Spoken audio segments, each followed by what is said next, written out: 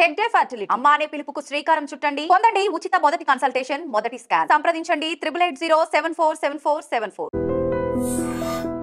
Sir మన కో పైలట్కి వచ్చారు, మీరు చెప్పిన 3-4 years కంటిన్యూగా ఫ్లయింగ్ చేస్తే వాళ్ళకి ప్రమోషన్ వస్తుంది. 2-3 years మినిమం. ఓకే, 2-3 yearsలో ఒకవేళ ఏమైనా మిస్టేక్ జరిగి ఉండొచ్చండి, ఏమైనా జరిగితే వెనక్కి వచ్చే అవకాశం ఉంటుందా, లేదా ప్రమోషన్ ఆగిపోతుందా? వాళ్ళకు కో పైలట్కి ఎక్కువ రెస్పాన్సిబిలిటీ ఉండదు. వాళ్ళ మీద ఏదైనా బ్లేమ్ పెట్టాలంటే పెట్టరు అనమాట. ఎక్కువ ఏదైనా అన్ఫార్చునేట్ ఇన్సిడెంట్ ఆర్ యాక్సిడెంట్ అయితే blame goes to the captain. Only when it proves that co pilot did not do his functions properly, చేయకపోతే దాని మీద అతని మీద రెస్పాన్సిబిలిటీ పోతుంది. బట్ సాధారణంగా అటువంటి రెస్పాన్సిబిలిటీ అంతా క్యాప్టెన్ మీదే ఉంటుంది అనమాట. ఓకే సార్, మీరు అనుకున్నట్లు మీరు ప్యాషన్ తీసుకున్నారు, ఖచ్చితంగా ఫ్లైట్ ఎక్కాలని. మీ నాన్నగారు ఒప్పుకోకపోయినా మీ మేనమామ సహకారంతో వచ్చారు. ఫస్ట్ టైం ఫ్లై చేస్తున్నప్పుడు మీ ఫీలింగ్స్ ఏంటండి? It was very exciting I can సే. మనం ఇప్పుడు సాధారణంగా మనం పిక్చర్లలో చూస్తుంటాం, క్లౌడ్స్లలో నారదమామని పోయి క్లౌడ్స్లో తిరుగుతుంటాడు, అట్లాంటి ఫీలింగ్ వస్తుంది అనమాట మనం. ఎందుకంటే క్లౌడ్స్ మీద మనం ఫ్లై చేస్తుంటాము, చేస్తుంటే ఆల్మోస్ట్ ఐడెంటికల్ అదే ఫీలింగ్ వస్తుంది. Oh I'm now above the clouds, ఆ ఫీలింగ్ వస్తుంది. అదే ఇంట్లో మీ ఊరు కూడా చూసినప్పుడు ఇంకా ఆనందం ఉంటుంది. ఎస్ ఎస్, నేను మా ఎయిర్క్రాఫ్ట్ తీసుకొని పోయి మా ఊరి మీద కూడా ఫ్లై చేసినాను. మేము చదువుకున్న కాలేజెస్ మీద ఫ్లై చేసినాను.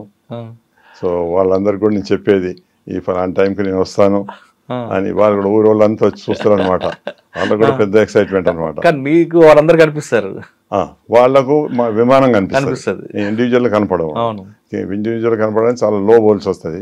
అంత లో మనం సేఫ్టీ రెగ్యులేషన్ ప్రకారం అంత లో పోజాలం. మనం ఒక 1000 feet పైన ఉంటాము, ఉండి 4-5 రౌండ్స్ కొట్టి పోతాం అనమాట. సాధారణంగా సార్ టేక్ ఆఫ్ అయిన తర్వాత ఎంతవరకు వెళ్తారండి? 10,000 వరకు వెళ్తారా, 15,000? అది ఒక విమానం నుంచి విమానం, రూట్ నుంచి రూట్ పైన డిపెండ్ ఉంటుంది. ఇప్పుడు ఇక్కడ నుంచి మనం మెడ్రాస్ పోతున్నాం అనుకోండి, మెడ్రాస్ పోతున్నాం అంటే మనం ఇప్పుడు జెట్ విమానాలు అయితే 30,000-31,000 feet వరకు పోతాం.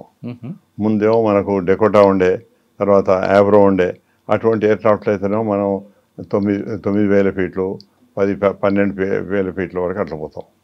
సో ఈ జెట్ విమానాలలో మాత్రం మనం, ఎందుకంటే లోపల ఎయిర్ కండిషన్ ప్రెషరైజేషన్ ఉంటుంది కనుక మనం 30, 40, 45 feet వరకు కూడా ఫ్లై చేయవచ్చు అనమాట. దాని స్టీరింగ్ కూడా ఒక హెచ్ మోడల్ ఉంటుంది కదా?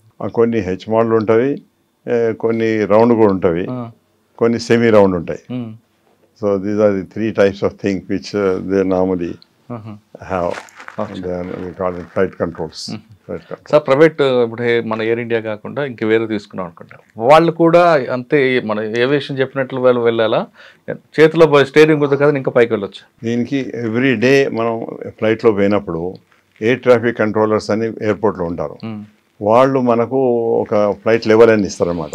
మీరు ఈ 7,000 feet పోండి. ఇప్పుడు మేము ఇక్కడి నుంచి వరంగల్ పోవాలి, చిన్న ఎయిర్క్రాఫ్ట్ ట్రైనింగ్ ఎయిర్క్రాఫ్ట్లో పోవాలి. వాళ్ళు అంటారు మీ 7,000 feet అంటారు. ఎందుకంటే అటు నుంచి వచ్చే విమానం 8,000 feet ఇస్తారు. ఇంకో విమానం అంటే వాళ్ళకు 1,000 feet డిఫరెన్స్ ఇస్తారు అనమాట. మనం 7 అంటే ఇంకోటి 6లో ఉంటారు, ఇంకోటి 8లో ఉంటారు. So that safety is there. ఒక విమానం క్లాస్ కాకుండా సేఫ్టీ ఉంటుంది. అట్లే పెద్ద ఎయిర్క్రాఫ్ట్ కూడా ఇక్కడ నుంచి ఇప్పుడు బెంగళూరు పోతుంటే, మెడ్రాస్ పోతుంటే, ఢిల్లీ పోతుంటే, ఆర్ అమెరికా పోతుంటే కూడా ప్రతి ఎయిర్క్రాఫ్ట్ ఆ ఎయిర్ ట్రాఫిక్ కంట్రోలర్ ఒక పర్టికులర్ హైట్ ఇస్తారనమాట, పర్టికులర్ రీజన్ వరకు. ఇప్పుడు ఇంటర్నేషనల్ పోయేటోళ్ళు వాళ్ళు ఇక్కడ నుంచి బాంబే వరకు వాళ్ళు వస్తే 30,000, 31,000 ఇస్తారు. బాంబే దాటిన తర్వాత వాళ్ళకు 39,000 ఇవ్వచ్చు, 40,000 ఇవ్వచ్చు. ఒక్కొక్క రూట్లో ఎన్ని ఎయిర్ క్రాఫ్ట్స్ పోతున్నాయి, ఎన్ని ఎయిర్ క్రాఫ్ట్స్ వస్తున్నాయి, దాన్ని బట్టి ఎయిర్ ట్రాఫిక్ కంట్రోలర్ వాళ్ళ దగ్గర రికార్డు ఉంటుంది, రాడార్ కంట్రోల్ ఉంటుంది, రాడార్ ఉంటుంది. దాన్ని బట్టి వాళ్ళు స్పెసిఫిక్గా మనకు హైట్ అసైన్ చేస్తారనమాట. ఇప్పుడు శంషాబాద్ ఎయిర్పోర్ట్లో ఏటీసీ, శంషాబాద్ ఎయిర్పోర్ట్కి ఎక్కువ ఫ్లైయింగ్ ఉన్నాయి కాబట్టి శంషాబాద్కి ఏటీసీకి ఎంత రేడియేషన్ ఉంటుందండి? అబౌట్ 100 to 150 miles వరకు వాళ్ళది ఉంటుంది. వాళ్ళు ఇప్పుడు ఇక్కడ నుంచి ఎయిర్క్రాఫ్ట్ మెడ్రాస్ పోతుంటే వీళ్ళకు దాదాపు సగం మెడ్రాస్ డిస్టెన్స్ వీళ్ళ కంట్రోల్ ఉంటుంది, తర్వాత అక్కడ నుంచి మెడ్రాస్ వాళ్ళకి కంట్రోల్ ఉంటుంది. కానీ మధ్యలో ఇంకో ఎయిర్పోర్ట్ ఉంది అనుకోండి, మధురై కానీ వచ్చింది అనుకో, ఉంటే వాళ్ళ కంట్రోల్ ఉంటుంది, వాళ్ళకు కూడా ఇన్ఫర్మేషన్ ఉంటుంది అనమాట.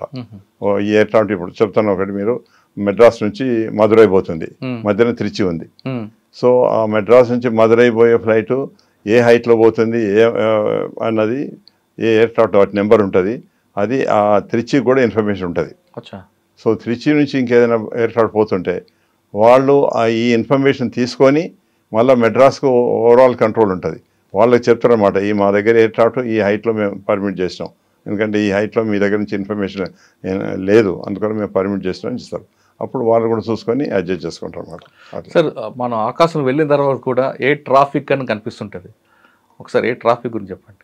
ఏ ట్రాఫిక్ అంటే వాళ్ళు ఏమైనా అని ఇప్పుడు మన కింద ట్రాఫిక్ పోలీస్ ఎట్లయితే అరేంజ్ చేస్తారో ఇటు నుంచి వచ్చే ట్రాఫిక్ వస్తే ఆపేస్తారు, అటు పోలీస్తారు, ఇట్లా వాళ్ళు కూడా అంతే. సాధారణంగా అందరూ అనుకుంటారు కదా సార్ ఆకాశంలో ట్రాఫిక్ జామ్ అయింది అని. అంటే ముందేమో చాలా తక్కువ విమానాలు ఉంటుండే, ఉన్నప్పుడు అంత డిఫికల్టీ ఉండకపోతుండే. కానీ ఇప్పుడు విమానాలు చాలా అయిపోయి చాలా congestion of traffic, heavy traffic is they. దాని కొరకు తప్పనిసరిగా air traffic control has got more responsibility and more say in the matter అనమాట. ఇప్పుడు ఎయిర్ ట్రాఫిక్ కంట్రోల్ మొత్తం తెలుసు అంటే చుట్టూ సరౌండింగ్ అంత ఇక్కడ. ఓఎస్ ఇప్పుడు ఇక్కడ నుంచి బాంబే పోతుంటే ఈ హైదరాబాద్ నుంచి కొంత ఏరియా వరకు హైదరాబాద్ కంట్రోల్ ఉంటుంది, తర్వాత బాంబే కంట్రోల్ ఉంటుంది. అయితే ఆ హైదరాబాద్ కంట్రోల్ నుంచి బాంబే కంట్రోల్ బయట వీళ్ళు హైదరాబాద్ వాళ్ళు వాళ్ళకి ఇన్ఫర్మేషన్ ఇస్తారు. అటు నుంచి ఎయిర్ క్రాఫ్ట్ ఏదైనా వస్తుంటే బాంబే వాళ్ళు కూడా హైదరాబాద్ వాళ్ళకి ఇన్ఫార్మ్ చేస్తారు, మా ఏరియాలో ఈ ఎయిర్ క్రాఫ్ట్ ఈ హైట్లో ఉన్నది, ఈ విమానం అనేది ఈ స్పీడ్లో పోతున్నది, ఈ టైంకు మన బార్డర్ క్రాస్ అవుతుందని చెప్తారు. అక్కడ నుంచి వీళ్ళు హైదరాబాద్ వాళ్ళు టేక్ ఓవర్ చేస్తారు అనమాట. ఆ హైదరాబాద్ ఏరియాలో ఇప్పుడు ఉన్న వాళ్ళంతా హైదరాబాదే కంట్రోల్ చేస్తారు, బాంబే ఏరియాలో అంతా బాంబే కంట్రోల్ చేస్తారు. ఇప్పుడు శంషాబాద్ ఎయిర్పోర్ట్లో ఫ్లైట్ ల్యాండ్ అవ్వాలి, ల్యాండ్ అయ్యే ముందు వాళ్ళ కంట్రోల్కి ఏటీసీకి మాట్లాడతారు. అవునండి. మాట్లాడినప్పుడు ఆల్రెడీ రన్వే మీద వేరే ఫ్లైట్స్ ఉన్నప్పుడు ఆపుతారా, లేదా ఒకవేళ రన్వే ఖాళీ లేదనుకోండి ఆ ఫ్లైట్ని ఆ క్రాఫ్ట్ని డైవర్ట్ చేస్తారండి? డైవర్ట్ కాదు, దూరం నుంచి అడ్జస్ట్ చేస్తారనమాట. ఇప్పుడు ఒక ఎయిర్ క్రాఫ్ట్ 50 మైల్లో ఉంది, ఒక ఎయిర్ క్రాఫ్ట్ 40 మైల్లో ఉంది, ఒకటి 20 మైల్లో ఉన్నది, అయితే ఒకటి 5 or 10 మైల్స్ ఉన్నది అనుకోండి. అప్పుడు మళ్ళీ లోకల్ ఎయిర్ ట్రాఫిక్ ఉంటుంది, దాని కంట్రోల్ టవర్ అంటాం. ఆ కంట్రోల్ టవర్ అతడు చెప్తాడంటే ఈ ఎయిర్ క్రాఫ్ట్ ఇప్పుడు టేక్ ఆఫ్ అవుతుంది అని, దాన్ని బట్టి అతడు అడ్జస్ట్ చేస్తారనమాట. మీరు ఈ ఎయిర్ క్రాఫ్ట్ వెనక అడ్జస్ట్ చేసుకోండి, లేకపోతే మీరు పైకి వచ్చి హోల్డ్ చేయండి, ఈ హైట్లో 4000 ఫీట్లో మీరు హోల్డ్ చేయండి, మేము ఎప్పుడైతే మాకు వీలవుతుందో వీలలో you to come for landing అంటారు. అట్లా వాళ్ళు కంట్రోల్ చేస్తారన్నమాట. సార్ ఒకవేళ మీరు అన్నట్లుగా హోల్డ్ చేయమన్నప్పుడు ఫ్యూల్ తగ్గిపోతుంటప్పుడు సమయంలో? లేదు, ఎప్పుడే కానివ్వండి ఒక air craft A to B అంటే ఇప్పుడు ఇక్కడ నుంచి మనం మెడ్రాస్ పోతుంటే ఇక్కడ నుంచి మెడ్రాస్కి పోయేంత ఫ్యూయల్ ప్లస్ అక్కడ నుంచి మనం ఆల్టర్నేటివ్ బెంగళూరు ఉంటుంది, బెంగళూరు పోయేంత ఫ్యూయల్, మళ్ళీ బెంగళూరు పోయినాక కూడా అప్పుడు ఆ రన్వే క్లియర్ ఉండకపోవచ్చు, అక్కడ ఏదైనా లోకల్ ప్రాబ్లం ఉండవచ్చు, దాన్ని కంట్రోల్ చేయడం కొరకు అని వీళ్ళు మళ్ళీ బెంగళూరు నుంచి మళ్ళీ 45 minutes ఎక్స్ట్రా ఫ్యూయల్ ఉంటారు. ఇది రూల్స్ అనమాట. ప్రతి దీని ప్రకారంగా A to B, B to C తర్వాత మళ్ళీ 45 minutes ఎక్స్ట్రా ఫ్యూయల్ ఉండాలి. అంటే ఒకవేళ లేట్ అయినా 45 minutes ఉంటుంది, క్రాఫ్ట్కి ఏం ప్రాబ్లం ఉంటుంది. ఏముండదు. ఇంకొకటి ఏంటంటే ఇప్పుడు ఒకసారి సైక్లోనిక్ వెదర్ ఉంటుంది, చాలా వెదర్ మంచిగా ఉండదు. ఇప్పుడు నేను ఇక్కడ నుంచి మెడ్రాస్ పోతున్నా, మెడ్రాస్లో సైక్లోనిక్ వెదర్ ఉన్నది. అయితే అప్పుడు ఏం చేస్తాయి అంటే సైక్లోనిక్ వెదర్ ఉంటే వేరే ఎయిర్ క్రాఫ్ట్స్ కింద ఉంటాయి, అవి ఒకటి తర్వాత మెల్లమెల్ల ల్యాండ్ అవుతుంటాయి, అందరికి ప్రొసీజర్ చేయవలసి వస్తుంది. దాన్ని మా హోల్డింగ్ అండ్ లెట్ డౌన్ అంటాం అనమాట. ఆ హోల్డింగ్ అండ్ లెట్ డౌన్ చేసడం కొరకు ఒక్కొక్క ఎయిర్ క్రాఫ్ట్ 10-15 minutes ఎక్స్ట్రా అవుతుంది. అవన్నీ కేటర్ చేసుకొని మేము మెడ్రాస్ వరకు పోయేదానికే ఎక్స్ట్రా ఫ్యూయల్ తీసుకుంటాం. మళ్ళీ అక్కడ నుంచి డైవర్షన్ బెంగళూరు, మళ్ళీ బెంగళూరు పోయినాక మళ్ళీ 45 minutes, ఇట్లా అవన్నీ రూల్స్ ఉన్నాయి. అట్లాంటి ప్రికాషన్ తీసుకోవాల్సి వస్తుంది. Only cyclonic weather or bad weather destination ఉన్నప్పుడు అప్పుడు మాత్రం పైలట్ యొక్క డిస్క్రిప్షన్ ఉంటుంది. పైలట్ అక్కడ ఈ నుంచి పోతుంటే తోవల ఎంత వెదర్ ఉన్నది, ఇప్పుడు లైక్ మన వైఎస్ఆర్ గారి ఫ్లైట్ పోతుంటే మధ్యలో వెదర్ ఉన్నది, ఆ వెదర్ నుంచి we cannot go, so we have to deviate and go, దాన్ని సర్కమ్ నావిగేషన్ అంటాం. ఆ సర్కమ్ నావిగేషన్ పోవాలి అనే వరకు మీకు ఇంకో 4-5 minutes ఎక్స్ట్రా అవుతుంది. అవన్నీ కేటర్ చేసుకొని క్యాప్టెన్ ఫ్యూయల్ తీసుకుంటారు అనమాట. నాకు ఇక్కడ నుంచి మెడ్రాస్ పోవాలంటే ఈ మధ్యన వెదర్ ఉన్నది, వెదర్ చేయబట్టి నాకు ఇంకో 20 minutes లేట్ అవుతుంది, సో ఆ 20 minutes ఎక్స్ట్రా ఫ్యూయల్ తీసుకుంటారు. ప్లస్ మెడ్రాస్ పోయిన తర్వాత మళ్ళీ మెడ్రాస్లో సైక్లోనిక్ వెదర్ ఉంది అంటే మళ్ళీ దాని కొరకు మళ్ళీ 10-15 minutes ఎక్స్ట్రా ఫ్యూయల్ దానికి తీసుకుంటారు అనమాట. అట్లా అవన్నీ పోంగా మాత్రం ఆడ నుంచి డైవర్షన్ బెంగళూరు, మళ్ళీ బెంగళూరు పైన తర్వాత కూడా మళ్ళీ 45 minutes ఓవర్ హెడ్ బెంగళూరు ఉంటుంది. ఇవన్నీ రూల్స్ రెగ్యులేషన్స్ అనమాట. వెదర్ గురించి మాట్లాడుతున్నారు, ఫ్లైట్ పైకి వెళ్ళిన తర్వాత కింద రన్వే గారు వచ్చే సమయంలో ఒక్కోసారి ఫాగ్ ఎక్కువ ఉంటుంది. అవునండి. ఫాగ్ ఎక్కున్నప్పుడు మనకు జీరో బేస్ రన్వే కనిపిస్తున్న లైట్స్ సిస్టమ్ ఉందా, లేదా ఇంకా మనం వెనకబడి ఉన్నామండి? ఇప్పుడు మొదలేమో మనకు ఒక మన 1200 మీటర్స్ వరకు ఫెసిలిటీస్ ఉండే. ఇప్పుడు లేటెస్ట్ ఇన్స్ట్రుమెంట్ ల్యాండింగ్ వచ్చింది అంటే దాని ప్రకారంగా మనం జీరో విజిబిలిటీ కూడా ల్యాండ్ కావచ్చు. కానీ దాని కొరకు ఆ జీరో ల్యాండ్ అవటం కొరకు ఎయిర్పోర్ట్లో అటువంటి స్పెషల్ ఫెసిలిటీ ఉండాలి, ఎక్విప్మెంట్ ఉండాలి. ప్లస్ ఎయిర్ క్రాఫ్ట్ మీద కూడా ఎక్విప్మెంట్ ఉండాలి. ప్లస్ ఎయిర్ క్రాఫ్ట్ మీద పైలట్ కూడా క్వాలిఫై అయి ఉండాలి. అయితే నేను అప్పుడు ఎయిర్లైన్లో ఉన్నప్పుడు అప్పుడప్పుడే ఇవి ఒక ఢిల్లీలోనే స్టార్ట్ అయినాయి. ఇట్లా ఢిల్లీలో యూజువల్ ఫాగ్ ఉంటుంది కదా, లో విజిబిలిటీ ఉంటుంది. ఆడ ల్యాండ్ కావాలంటే ఆడ వాళ్ళు అప్పుడు కొత్త ఎక్విప్మెంట్ పెట్టిండ్రు. దాని ప్రకారంగా అప్పుడు 600 మీటర్స్ 1200 నుంచి 600 మీటర్స్ వరకు తెచ్చిండ్రన్నమాట. తర్వాత 200 మీటర్స్ తెచ్చిండ్రు. ఇప్పుడు ఆల్మోస్ట్ మనం 50 మీటర్స్ కూడా ల్యాండ్ కావచ్చు అనమాట. అంత సాఫిస్టికేటెడ్ ఎక్విప్మెంట్ గ్రౌండ్లో ఉండాలి, అంత సాఫిస్టికేటెడ్ ఎక్విప్మెంట్ ఎయిర్ క్రాఫ్ట్లో ఉండాలి. Plus pilot should be qualified. ఈ రెండింటి కంపేర్ చేసుకొని మేనేజ్ చేసుకునే కెపాసిటీ పైలట్ ఉండాలి. అయితే నేనేం చేస్తున్నాను, as instructor examiner I use to take the pilots on the flight సిమ్యులేటర్లో నేను ట్రైనింగ్ ఇస్తాను. తర్వాత మళ్ళీ ఢిల్లీ పోయి ఢిల్లీ అటువంటి లో హైట్ వరకు వాళ్ళకి ట్రైనింగ్ ఇస్తాను అనమాట. ఎట్లా ఎక్విప్మెంట్ ఎట్లా యూజ్ చేయాలి, ఆటో ల్యాండింగ్ అని ఉంటుంది. ఆటో ల్యాండింగ్ మీద ట్రైనింగ్ సిమ్యులేటర్లు ఇస్తాము. తర్వాత మళ్ళీ ఎయిర్ క్రాఫ్ట్ మీద కూడా ట్రైనింగ్ ఇస్తాం అనమాట. ఇచ్చి అప్పుడే we qualify that pilot, yes he's qualified to land in bad weather at Delhi. So అట్లా ఎంతమంది క్వాలిఫై అయిందో వాళ్ళే ల్యాండ్ కావాలి, వేరే వాళ్ళు ల్యాండ్ కాదు. ఇప్పుడు సడన్ గా వచ్చింది అనుకోండి సార్, ఇప్పుడు నాలేటోడు పైలట్ ఉన్నాడు, నాకు ఎక్స్పీరియన్స్ లేదు, ఆ టైంకి ఢిల్లీలోనో లేదంటే శంషాబాద్లోనో క్లౌడ్ ఎక్కువ వచ్చి లేదంటే ఫాగ్ ఎక్కువ వచ్చింది అనుకోండి. ఎయిర్పోర్ట్లో ఉంది ఎక్విప్మెంట్ ఉంది, ఎయిర్ క్రాఫ్ట్లో కూడా ఉంది ఎక్విప్మెంట్, కానీ నాకు ఎక్స్పీరియన్స్ లేదు, అప్పుడు ఏం చేయాలి? Pilot cannot be permitted to go. Sudden గా సడన్ గా ఉండదు, మన ఫోర్కాస్ట్ ఉంటుంది. ఫోర్కాస్ట్ ప్రకారంగా వాడు చూస్తుంటారు అనమాట. నేను పోయే వరకు ఈ వెదర్ ఉంటుంది, దిస్ వెదర్ ఈజ్ ఎక్స్పెక్టెడ్ అని ఉంటుంది, మనకు ఇన్ఫర్మేషన్ ఉంటుంది. దాన్ని బట్టి if the pilot is qualified he'll go, otherwise he will not go. If at all he goes. ఢిల్లీలో ఎన్నిసార్లు అయినాయి ముందు ఏమవుతుందంటే ఈ ప్రైవేట్ ఎయిర్లైన్స్ వచ్చిన తర్వాత there pilots are not qualified for this auto landing and that low visibility landing. అయితే మా airline Indian Airlines Air India pilots land అవుతారు, వాళ్ళు కాకపోతారు అనమాట. వాళ్ళు మళ్ళీ డైవర్ట్ అయ్యి లక్నోకి పోతారు, లేకపోతే జైపూర్కి పోతారు, ఎట్లా పోతారు. అయితే ప్యాసింజర్స్ అడుగుతారు, ఓ జహాజ్ ల్యాండ్ హువా, హమారా జహాజ్ కే ఉన్నాయి ల్యాండ్ హువా అడుగుతారు అనమాట. అంటే అప్పుడు initially we used to tell them saying that this is the requirement is that one has to qualify himself to land in this visibility. వాళ్ళ ఎయిర్ క్రాఫ్ట్లో ఎక్విప్మెంట్ ఉండాలి. ఇప్పుడు గ్రౌండ్లో ఎక్విప్మెంట్ ఉంది, అది కామన్, అందరూ యూజ్ చేసుకోవచ్చు. కానీ ఒక్కొక్క ఎయిర్ క్రాఫ్ట్లో ఉండొచ్చు, ఎయిర్ క్రాఫ్ట్లో ఉండకపోవచ్చు. ప్రైవేట్ ఎయిర్లైన్స్ ఉండకపోవచ్చు కదండి. అదే అంటున్నాను, అందుకొరకే మరి వాళ్ళు ల్యాండ్ కాగలరు. అట్లే ప్రైవేట్ ఎయిర్లైన్లో పైలట్స్ కూడా అప్పుడు ట్రైనింగ్ లేకుండే. So they were not qualified to land. Okay. So that is how. ఇప్పుడు మా ఇండియన్ ఎయిర్లైన్స్లో కూడా, ఎయిర్ ఇండియాలో కూడా అందరు pilots were not qualified. So అందుకొరకే నేను వాళ్ళని ఢిల్లీ తీసుకుపోయి ఢిల్లీలో ఆ లో విజిబిలిటీ కండిషన్ వాళ్ళని ట్రైనింగ్ ఇచ్చి I have to certify that he is fit to fly in this weather అని. అప్పుడే that pilot can go to such destination where the weather is bad. ఇప్పుడు మనకు తెలియకుండా వెదర్ సడన్ గా అయింది అనుకోండి, but he is not qualified, so he will go to some other place. ఇప్పుడు బాంబే నుంచి ఢిల్లీకి వస్తాడు, ఢిల్లీలో వాడు వెళ్ళినప్పుడు వానికి వెదర్ మంచిగా ఉండే, ఫేర్గా ఉండే, ఐ కెన్ ల్యాండ్ అని వస్తాడు. బట్ ఢిల్లీకి వచ్చిన తర్వాత the visibility is so bad that for which he is not qualified are his air craft is not having the proper equipment, then he cannot land. So he is supposed to go somewhere else. Jaipur or Lucknow. These are the diversions అనమాట. Sir ఇప్పుడు మీరు చెప్పారు అన్నమాట, ఏది జరిగినా pilot మీద responsibility ఉంటుందండి. అవునండి. అంటే రెస్పాన్సిబిలిటీ ఎక్కువ ఉన్నాయి కాబట్టి అందులో ఏమైనా తప్పులు చేయొచ్చా? అసలు రెస్పాన్సిబిలిటీ ఏముంటాయండి? ఇప్పుడు ఒకసారి ఫ్లైట్ పైలట్ పోయి కూర్చుండి, if he has taken over the charge of the aircraft, అప్పటి నుంచి entire responsibility till he lands and hand overs the aircraft, the entire responsibility is on the commander.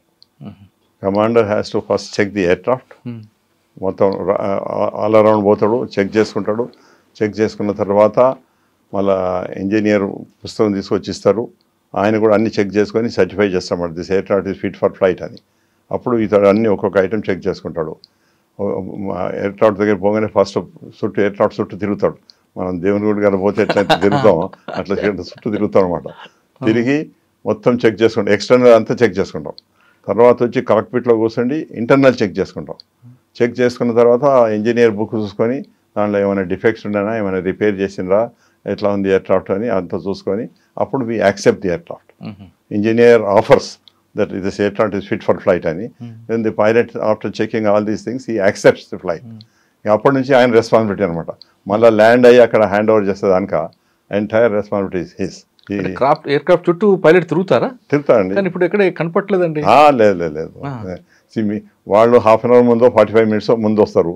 మీరు పోయే వరకు 15 minutes 10 minutes ముందు మీరు పోతారు. So might not notice.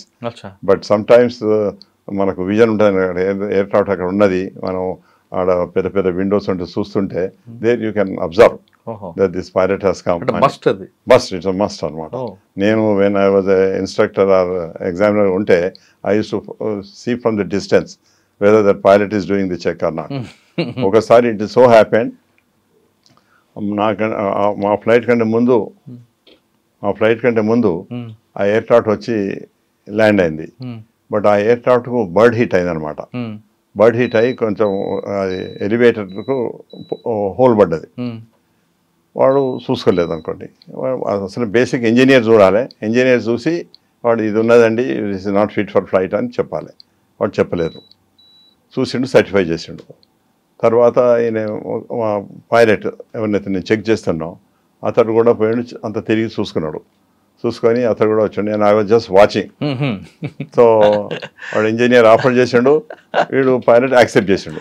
చేసిన తర్వాత మీరు ఇద్దరు రాండి నాయబడి అని తీసుకుపోయి చెప్పిన. ఒకసారి మళ్ళీ తిరిగి చూడండి ఎక్కడ ఏం డిఫెక్ట్ ఉంది. This aircraft is not fit for flight, how he has certified and how you have accepted it అని నేను చేసినమాట. చేసి వాళ్ళకి తీసుకుపోయి చూపిస్తే ఎవరు surprise, sir I don't know how we missed ఇది అని. అంటే this is how accidents happen. If this aircraft would have taken off at the time of takeoff, due to that air pressure, that hole would have spread and it would have crashed. So I suspended the engineer, I suspended the captain also, both of them. Ante usually the captain can only report. But since I was an executive, I was a director, a regional director, I had an authority to take action. So I suspended both of them. And they were crying, sir, by mistake, by mistake. It's a question of life and death of 120 passengers. It's a Boeing aircraft which carries 120 passengers. Yes. And you are taking a risk of them. And itla, అందుకొరకు ఆ discipline ఉంటేనే the safety will be maintain. లేకపోతే they relax and they take it they things easy. కానీ ఎక్కువగా flying అయిన తర్వాత అన్ఫార్చునేట్లో issue జరిగింది, కొంచెం ల్యాండ్ అవుతున్నాం అని ఒక మెసేజ్ వస్తుంటుందండి. అది ఎక్కువ మైనర్ ప్రాబ్లం, మేజర్ ప్రాబ్లం, ఏ ప్రాబ్లం ఎక్కువ వస్తుంది అంటే బర్డ్ హిట్ అవ్వడం వస్తుందా లేదా కొన్ని గేర్లు ప్రాబ్లం వస్తూ ఉంటాయి? బర్డ్ హిట్ తోటి అయితేనో it can be small problem, it can be major problem also. There are cases where due to bird hit major problem. Even నాకే ఒకసారి అయింది. నేను ఇక ట్రైనింగ్ ఫ్లైట్ చేస్తుంటే బోయింగ్ మీద హైదరాబాద్నే. నేను టేక్ ఆఫ్ అయ్యేటప్పుడు I was doing training of another captain training ఇస్తున్నా అన్నమాట. ఇస్తుంటే జస్ట్ ఇట్లా టేక్ ఆఫ్ కాబోతున్నాం, ఒక బర్డ్ వస్తుంది. వాడు కో పైలట్ చూసి అన్నాడు అంటే సార్ బర్డ్ అన్నాడు. నేను బయట చూసే వరకు బర్డ్ మాదికే వస్తుంది. సో వచ్చి ఇంజన్ సక్ అయింది అనమాట. ఎందుకంటే ఇంజన్ నుంచి ప్రెషర్ తోటి గుంజుతుంది కదా, సక్ అయింది. సక్ కాగానే ఇమీడియట్గా ఆ ఇంజన్ కట్ చేస్తే ఏమైంది, ఆ రెవల్యూషన్ తగ్గిపోయి డ్యామేజ్ తక్కువ అవుతుంది అనమాట. చేసి I inform the air traffic control that I have problem, I have shut one engine and I'll be coming on a single engine to land. I need priority. So వాళ్ళు priority ఇచ్చారు, నేను పోయాను అనమాట. అయితే అది ఎంత పెద్ద మన పంతలాగా అంటాం, ఈ డెడ్ యానిమల్స్ తింటా చూడండి, పెద్ద రాంబాదు అంటాం. అది ఒకసారి ఇట్లా టేకాఫ్ కాదు, ఇట్లా అనిపోయి కొంత దూరం పోయి ఎయిర్క్రాఫ్ట్ కాదు కొంత దూరం పోయి టేకాఫ్ అయినట్టు అది టేకాఫ్ అయితే అంత పెద్ద అనమాట. అది హెవీ ఉంటుంది. అది దాదాపు ఒక ఐ కెన్ సే మన 2-3 కోడలు ఇది కోడలు కలిసి ఎంత పెట్టినో అంత పెట్టినది అనమాట అది. అయితే నేను ల్యాండ్ అయిన తర్వాత ఇంజనీర్ వచ్చిండు. వాళ్ళు ఆ ఇంజన్కు వాళ్ళు నిచ్చెన వేసుకొని ఎక్కి చూసే వరకు అది ప్రాణంతో ఉన్నది, కానీ వెంటనే కాలిపోయినాయి అనమాట. అయితే వీళ్ళు తీయబోతే అది పొడవబోతుండే ప్రాణం ఉన్నది దానికి. అయితే వీళ్ళు 2 కట్టెలు తీసుకొని కింద పడేసిన తర్వాత దాన్ని కొట్టి దాన్ని ఎంత పెద్దగా ఉందన్నమాట, 9 feet దాని యొక్క వింగ్ టు వింగ్ లెవెల్ అంత పెద్దది అది. అయితే దాన్ని పూనాలో ఒకటి బర్డ్ ఇలా కంప్లైంట్ చేసేది ఉంటుంది వాళ్ళ డిపార్ట్మెంట్. వాళ్ళకి ఇన్ఫర్మేషన్ ఇవ్వాలన్నమాట. ఇంత సైజ్ బర్డ్ ఉండే, ఈ బర్డ్ ఇది పంతరాగనా లేకపోతే గద్దనా లేకపోతే కాక్యా అని మనం ఇన్ఫర్మేషన్ రిపోర్ట్ ఇవ్వాల్సి వస్తుంది అన్నమాట. అట్లా అంతా రిపోర్ట్ ఇచ్చినాము. ఇంజనీర్ చెక్ చేసాడు. చెక్ చేసిన తర్వాత మళ్ళీ వాడు టెస్ట్ చేసి చూసాడు, ఇంజన్ నడిపించి everything is good, you can fly again. So I continued my flying training. అయితే అప్పుడు ఆ చీఫ్ ఇంజనీర్ ఎవరైతే ఉంటారో నాకు ఒక పెద్ద అప్రిషియేషన్ లెటర్ ఇచ్చినమాట. But your presence of mind, but for your presence of mind and quick action, this engine would have got damaged and that would have cost about 10 crores. So what you earn in your lifetime, you have saved for the airline. అని నాకు పెద్ద appreciation letter ఇచ్చినమాట. So అటువంటి situations కూడా ఉంటాయి. So అప్పుడు it's pilot discretion. ఓసారి మనం 5-6 birds వచ్చాయి అనుకోండి, మనం ఎంతైనా we cannot avoid. Some times damage happens and can create serious problems also. But అదంతా యూజువల్గా బర్డ్స్ ఓన్లీ 10,000-12,000 మ్యాక్సిమం 15,000 వరకే ఉంటాయి. అంత పైన ఉండే అనమాట. అందుకొరకే till be fly to that high. ఇవాళ రేపు ఆ బర్డ్స్ని అవాయిడ్ చేసడం కొరకు మన ల్యాండింగ్ లైట్స్ ఉంటాయి కదా, అవి ఆన్ చేసి పెట్టుకోవాలి. Now it has become a rule that any aircraft has to take off till he crosses minimum 10 to 15,000 feet. He should keep the landing lights on so that the birds కూడా దూరం చూసి avoid చేస్తాయి అనమాట. Alerting అనమాట. Okay sir, ఒకసారి మన runway మీదకి వచ్చాం, ల్యాండింగ్ అవుతున్న టైంలో టైర్ బ్లాస్ట్ అయిపోవడం, టైర్ స్కిడ్ అవ్వడం, ఫ్లైట్ పక్కకు జరగడం జరుగుతుంది. అట్లాంటివి కూడా అయితే కూడా అవుతాయి. సో దానికి ఏం లేదు. ఇప్పుడు ఒక కేసు నేను చెప్తాను. ఒక పైలట్ వచ్చిండు, టేక్ ఆఫ్ చేసిండు చెప్తాను. అది టేక్ ఆఫ్ చేసి పోయిన తర్వాత ఏటీసీ వాళ్ళు ఒక జీప్ పోయి చెక్ చేస్తారు అనమాట. వాళ్ళు చూసిన ఒక నోస్ వీల్ టైర్ పడిపోయింది. అవునా? పడిపోయింది. అయితే అది due to wear and tyre కావచ్చు, due to defect of the material కావచ్చు, ఏదైనా కావచ్చు, అయితే పడిపోయింది. సో వీళ్ళు ఇన్స్పెక్ట్ చేసి వాళ్ళు ఇన్ఫార్మ్ చేసినారు అన్నమాట పైలట్కు, I think your nose wheel is dropped. So ఇక then he has to come back for landing. Landing రావాలంటే ఇప్పుడు టేక్ ఆఫ్ కొరకు మనం 50 tons వెయిట్ ఉందనుకోండి, ల్యాండింగ్ కొరకు 45 tons ఉన్నది. అంటే ఆ 5 tons ఫ్యూయల్ వాడు కన్జ్యూమ్ చేయాలి. You cannot come and land with 50 tons. So you have to consume that fuel and then only you can come back for landing. అట్లా వాడు బయట పోయి ఇప్పుడు కొన్ని మోడర్న్ ఎయిర్క్రాఫ్ట్స్, కొన్ని పెద్ద ఎయిర్క్రాఫ్ట్స్ ఏమో ఫ్యూయల్ ఎజెక్షన్ సిస్టమ్ అని ఉందన్నమాట. మనం వాటిని ఎజెక్ట్ చేయవచ్చు, ఫ్యూయల్ సముద్రం మీద ఎక్కడ పోయి చేయవచ్చు. కానీ అటువంటి సిస్టమ్ లేని దగ్గర you have to fly for 1 or 2 hours to consume that fuel and to reduce the weight of the aircraft to that landing weight. ఇప్పుడు landing weight as an example I side 45 tons ఉన్నది, take off 50 tons ఉన్నది. So ఆ 5 tons of fuel you have to consume and then only you can land. కానీ ఒకవేళ 50 tons land అయింది అనుకోండి, tyre blast అవుతుంది. No, aircraft can damage, undercarriage can break also. That's why it's not permitted unless fire ఉందనుకోండి. ఏం చేస్తాం మనం? Take off అప్పుడు ఫైర్ వచ్చింది, so we have to come and land. You cannot hold for to consume fuel. సో అటువంటి సిచ్యువేషన్లో వచ్చి ల్యాండ్ అవుతాడు. మేబీ ఇప్పుడు ఆ ల్యాండ్ అయినప్పుడు కూడా మంచి ఎక్స్పీరియన్స్ పైలట్ కొంచెం స్మూత్గా ల్యాండ్ అయితే డ్యామేజ్ తక్కువ కావచ్చు, లేకపోయేదంటే డ్యామేజ్ కావచ్చు, under carriage can also break. అటువంటి సిచ్యువేషన్స్ ఉంటాయి ఓవర్ వెయిట్ ల్యాండింగ్ తోటి అయితే. ఓవర్ వెయిట్ ల్యాండింగ్ తోటి కొంత ఎయిర్క్రాఫ్ట్ సిస్టమ్స్ కూడా కొన్ని స్ట్రెస్ అవుతుంది, అన్నెసరీ స్ట్రెస్ అవుతుంది. ది బెస్ట్ పైలట్ అని ఎవరికి వచ్చండి మనం? బెస్ట్ పైలట్ ఎవరిని అనవచ్చు అంటే, మనం లైఫ్ లాంగ్లో వాడు మంచిగా ఫ్లై చేసి ఏమి ఇన్సిడెంట్ యాక్సిడెంట్ లేకుండా వచ్చిండంటే, ఇటువంటి ఇన్సిడెంట్స్ యాక్సిడెంట్ అవుతుంటాయి. బట్ అవన్నీ ఇప్పుడు నాకు ఒకసారి ఇంజన్ ఫైర్ అయింది, ఒకసారి ఏదో ఫెయిల్ అయింది, ఇటువంటివన్నీ మనం సక్సెస్ఫుల్గా ఫ్లై చేసి వచ్చినాం కనుక అటువంటి టైంలో మనకు ఇది బెస్ట్ పైలట్ బెస్ట్ పైలట్ అన్నమాట. సాధారణంగా రన్వే మీద తీసుకొస్తున్నప్పుడు ఎక్కడ కుదుపులు లేకుండా చక్కగా ల్యాండ్ చేసే వ్యక్తికి, అదేవిధంగా ఎయిర్లో ఉన్నప్పుడు కూడా ఎక్కడ డ్యామేజ్ లేకుండా, అంటే సారీ ప్రయాణికుడికి ఏ ఇబ్బంది లేకుండా తీసుకొచ్చే వాళ్ళకి ది బెస్ట్ పైలట్ అంటారు. వాస్తవం not necessary, because one particular flight it must have done. ఇప్పుడు మనకు ఎయిర్ క్రాఫ్ట్లో ఏముంటాయంటే వెదర్ ఒకటి ఇంపార్టెంట్ మనకు. which can create problems for us beyond our control. Next thing is any mechanical failure can take place. అది మన చేతిలో ఉంటుంది. మన చేతిలో ఉండదు. ఆ మెకానికల్ ఇప్పుడు మాకు ఉంది, ఒక హైడ్రాలిక్ సిస్టమ్ ఫెయిల్ అయింది. హైడ్రాలిక్లో second hydraulic system is there, third is emergency equipment is there. అట్లా we can manage. But that if you cannot manage properly then the incidents happen, accidents can happen also. అదనమాట.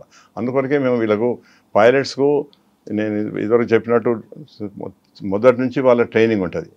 ఇప్పుడు first is to start with examination, written examination. Minimum 70% he has to score. తర్వాత వాడు practical flying training పోతాడు, he has to score about 90%.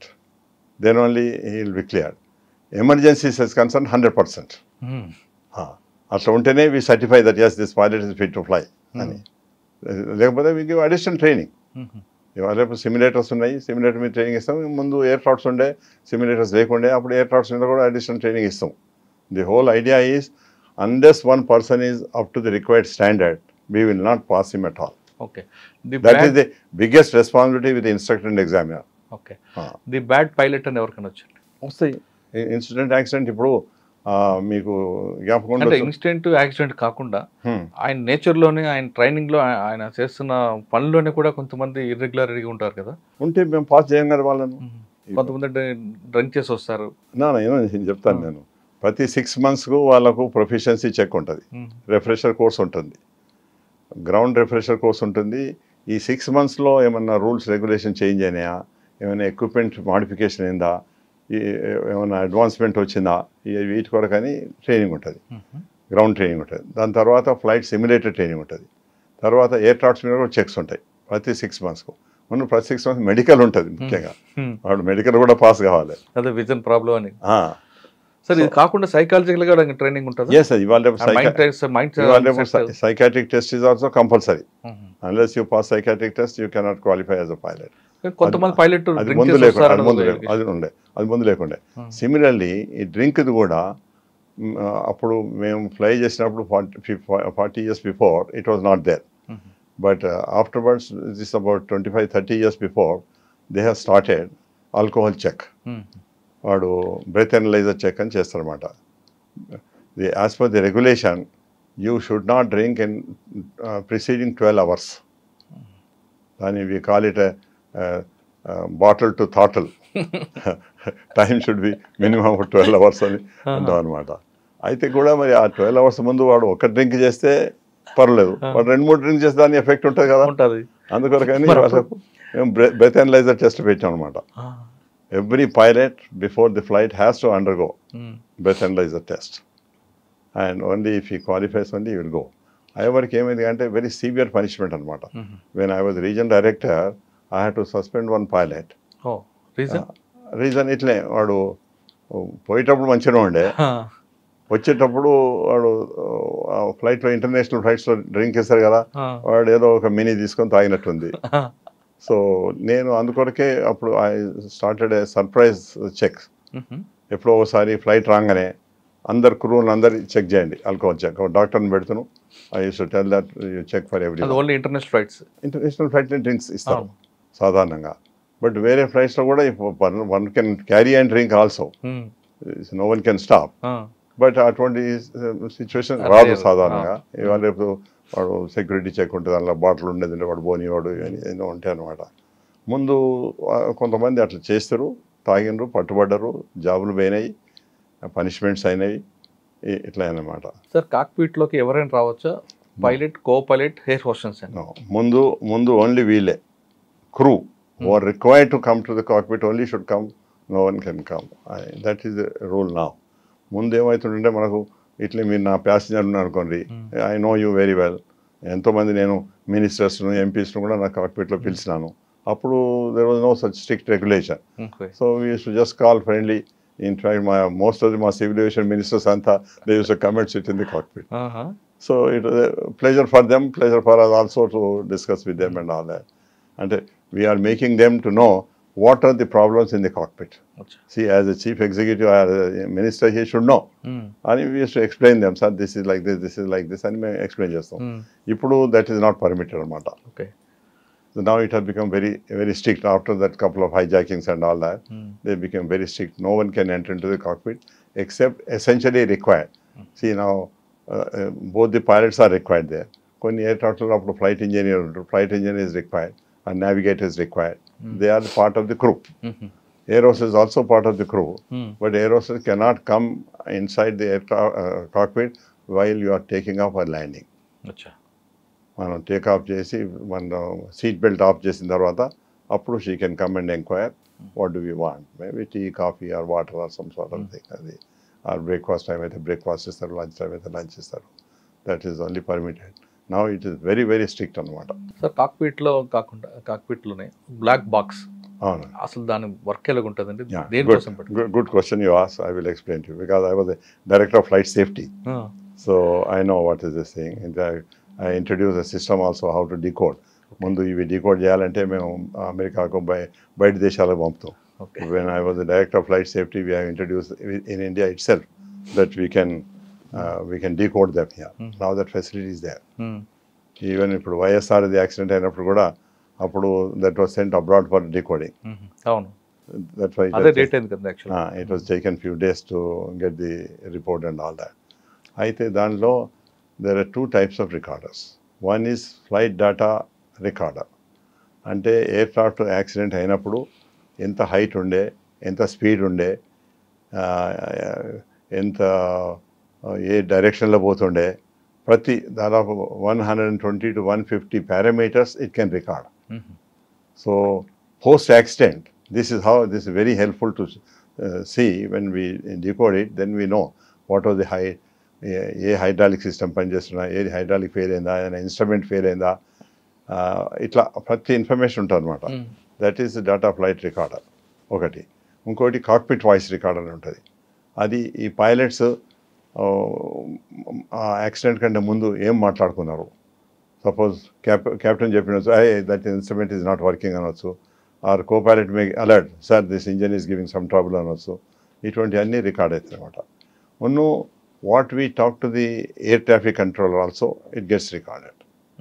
Air traffic controller నన్ను 30,000 ఫీట్లో fly చేయమన్నాడు. ఇంకో aircraft 30,000 ఫీట్లో వచ్చింది, accident అయింది. So I'm reporting I'm flying at 30,000 feet. He is acknowledging 30,000. He cannot allow another aircraft to come at the same 30,000 feet reciprocal or crossing. That has to fly minimum 500 feet to 1,000 feet above or below. So అట్లా అది record అయిపోతుంది అక్కడ. వేరే వాళ్ళిద్దరు మాట్లాడిన discussion అంతా record అవుతుంది, అంతా రికార్డ్. ఇది ఎవిడెన్స్ మనకి. ఎస్, వాళ్ళ దగ్గర పర్మనెంట్ రికార్డ్ ఉంటుంది, మా దగ్గర ఓన్లీ 30 minutes 40 minutes ఉంటుంది అనమాట. తర్వాత ఎవేజ్ అయితే మళ్ళీ ఎప్పుడు ఓపెన్ చేస్తే preceding 30-40 minutes you can see. But వేరే వాళ్ళ దగ్గర మాత్రం 24 hours every minute is record. ఎప్పుడైనా ఇటువంటి ఇన్సిడెంట్ యాక్సిడెంట్ అయితే we can take from them and also see. Sir అదే బ్లాక్ బాక్స్ యాక్సిడెంట్ అయిన తర్వాత ఒకసారి వాటర్ మనం బ్లాక్ బాక్స్ అంటాం కానీ కలర్ ఇస్ యాక్చువల్లీ ఆరెంజ్. మరి బ్లాక్ బాక్స్ అని పేరు ఎందుకు వచ్చింది? పేరు వచ్చింది అట్లా, కానీ దాన్ని సరే ఇప్పుడు ఆ బ్లాక్ బాక్స్ సముద్రంలో పడిపోయింది ఫ్లైట్, అది వాటర్ లోనే ఉంటుందా కంటిన్యూ, లేదా అదేనా? వాటర్ లో ఉంటుంది. That has got some system to give signal. ఆ సిగ్నల్ ఇస్తుంటుంది అనమాట. దాంతో we can detect where it is there. And that has got some limitation. కొన్నిటికి 2 days లిమిటేషన్, కొన్ని 3 days లిమిటేషన్ ఇట్లుంటుంది అనమాట. ఆ లిమిటేషన్ తర్వాత ద సిగ్నల్ మే గో. అందుకొరకే యాక్సిడెంట్ కాగానే ఇమీడియట్ గా we try to go and locate it. Decode చేయడానికి ఇంత ముందు మనం మీరు చెప్తున్నట్టు అబ్రాడ్ వెళ్ళారు, ఇప్పుడు ఇండియాలో ఉందా? ఇప్పుడు ఇండియాలో ఉందండి. ఇండియాలో మా దగ్గర ఇండియన్ ఎయిర్లైన్స్, ఎయిర్ ఇండియాలో కూడా ఉన్నది. మేబీ అదర్ ప్రైవేట్ ఎయిర్లైన్స్లో కూడా వాళ్ళు పెట్టుకోవచ్చు. That equipment is very important to see what was the reason. And ఎందుకంటే how best we can avoid such situations. Suppose it has happened due to failure of some equipment, or it is due to mistake of a pilot, or it is due to the severest weather which was beyond their control, or whatever the reason it could be, it can be detected by all that information what they have in the cockpit. Sir ఇందా మీరు చెప్పారు aircraft 30,000 ఫీట్లో వెళ్తున్నప్పుడు ఆపోజిట్లో ఇంకోటి వచ్చి రావడం కానీ, లేదా పైనుంచి ఫ్లై అవ్వడం కానీ, ఇటువంటి సిచ్యువేషన్ మీకు ఎప్పుడైనా ఎదురైందా మీ సర్వీస్లో? అవుతాయి. బట్ ముందేమో ఎక్విప్మెంట్స్ లేకుండే, ఇప్పుడు ఎక్విప్మెంట్స్ ఉన్నాయన్నమాట. అవాయిడెన్స్ సిస్టమ్స్ అదే, we can see that and we can avoid that situation. అయితే ఆ ఎయిర్క్రాఫ్ట్లో ఉంటుంది, ఈ ఎయిర్క్రాఫ్ట్లో ఉంటుంది ఎక్విప్మెంట్. అంటే మీకు ఎంత డిస్టెన్స్ తెలుస్తుంది అంటే ఆపోజిట్లో ఉందని? అది 25-30 మైల్స్ నుంచి చూపిస్తుంది అనమాట. 50 మైల్స్ నుంచి దూరం ఒక స్పాట్ చూపిస్తుంది. ఎట్లయితే దగ్గరికి వస్తుంటే అది కొంచెం పెద్దగా చూపిస్తుంది అనమాట. చూపించి మనకు పూర్తిగా మనం దగ్గరికి వచ్చే వరకు it has got automatic system that it will avoid to go to the right, that aircraft will go అటు రైట్, మనం ఇటు రైట్ పోతాం. ఓహో. So that's how this known as avoidance system. అంటే ఆ సిస్టంలో ఆల్రెడీ ఉంది, మనం చేయక్కర్లేదు. ఎస్ ఉంది. అంటే ఆపోజిట్ క్లాష్ అవ్వదు. ఒకవేళ పైన కానీ కింద కానీ వచ్చింది అది కూడా ఉందన్నమాట. If it is coming like this, అయితే అది కింది కనబోవచ్చు, పై కనబోవచ్చు, బట్ మోస్ట్లీ ఇట్ కిందికి పోతుంది. కానీ అది కిందికి అట్లా ఉండదు అనమాట. పైకి పోతుంది, కిందికి పోతుంది అట్లా. అంటే రెండు పక్షులు గుద్దుకోకుండా పైకి వెళ్తే ఆ విధంగా. సరే, ఒకసారి మనం వెనక్కి వద్దాం. మీరు ఇన్స్ట్రక్టర్గా స్టార్ట్ అయ్యారు. రాజీవ్ గాంధీతో మీ పరిచయంలోకి వచ్చింది? రాజీవ్ గాంధీ ఆయన ఎంబడి ఇంకొక సతీష్ శర్మ అని ఉండే స్టూడెంట్, ఇద్దరు, who became later on MP and minister also. ఎవరండి? దట్ సతీష్ శర్మ. ఓకే. ఇద్దరు బ్యాచ్మేట్స్ కనుక దే హ్యాడ్ దట్ అఫినిటీ. ఆయన ప్రైమ్ మినిస్టర్ అయినప్పుడు ఈయన మినిస్టర్ చేసిండు, ఎంపీ చేసిండు, మినిస్టర్ చేసిండు, అట్లా అనమాట. అయితే ఇక వీళ్ళు ట్రైనింగ్కి వస్తారు. ట్రైనింగ్ అందరూ గ్రౌండ్ క్లాసెస్ అవుతుండే అందరికి ఒక దగ్గరనే సబ్జెక్ట్. అంటే యాక్చువల్గా ఆయన రాజీవ్ గాంధీ గారు ఢిల్లీలో ఇందిరాగాంధీ దీంట్లో తీసుకున్నారు కదా, బేగంపేటకి వచ్చారా? ఎవ్వరు ఎక్కడ ఉన్నా కానీ ట్రైనింగ్ మాత్రం బేగంపేటే చేయాలి. సెంట్రల్ ట్రైనింగ్ ఎస్టాబ్లిష్మెంట్కి రావాలి. ఇప్పుడు కూడా వాళ్ళు ప్రైమ్ మినిస్టర్ కానీ ఎవరే కానీ అది. అప్పుడు he was only prime minister son, but as prime minister son he came to our academy. He was undergoing training. Indira Gandhi flying club దీంట్లో అనుకుంటా మెంబర్ అనుకుంటా. ఢిల్లీ ఫ్లయింగ్ క్లబ్ ఉండే, బట్ అదే initial training. But airline training కూడా మా దగ్గరకు వచ్చి తర్వాత ఎప్పుడైతే ఎయిర్లైన్లో సెలెక్ట్ అయ్యాడో, ఎయిర్లైన్లో సెలెక్ట్ అయిన తర్వాత మా దగ్గరికి ట్రైనింగ్ వచ్చామన్నమాట. But he was very discipline person and very hard working person. And I should not say, not like Sanjay Gandhi, I should say. Thala, a very systematic person, methodical person.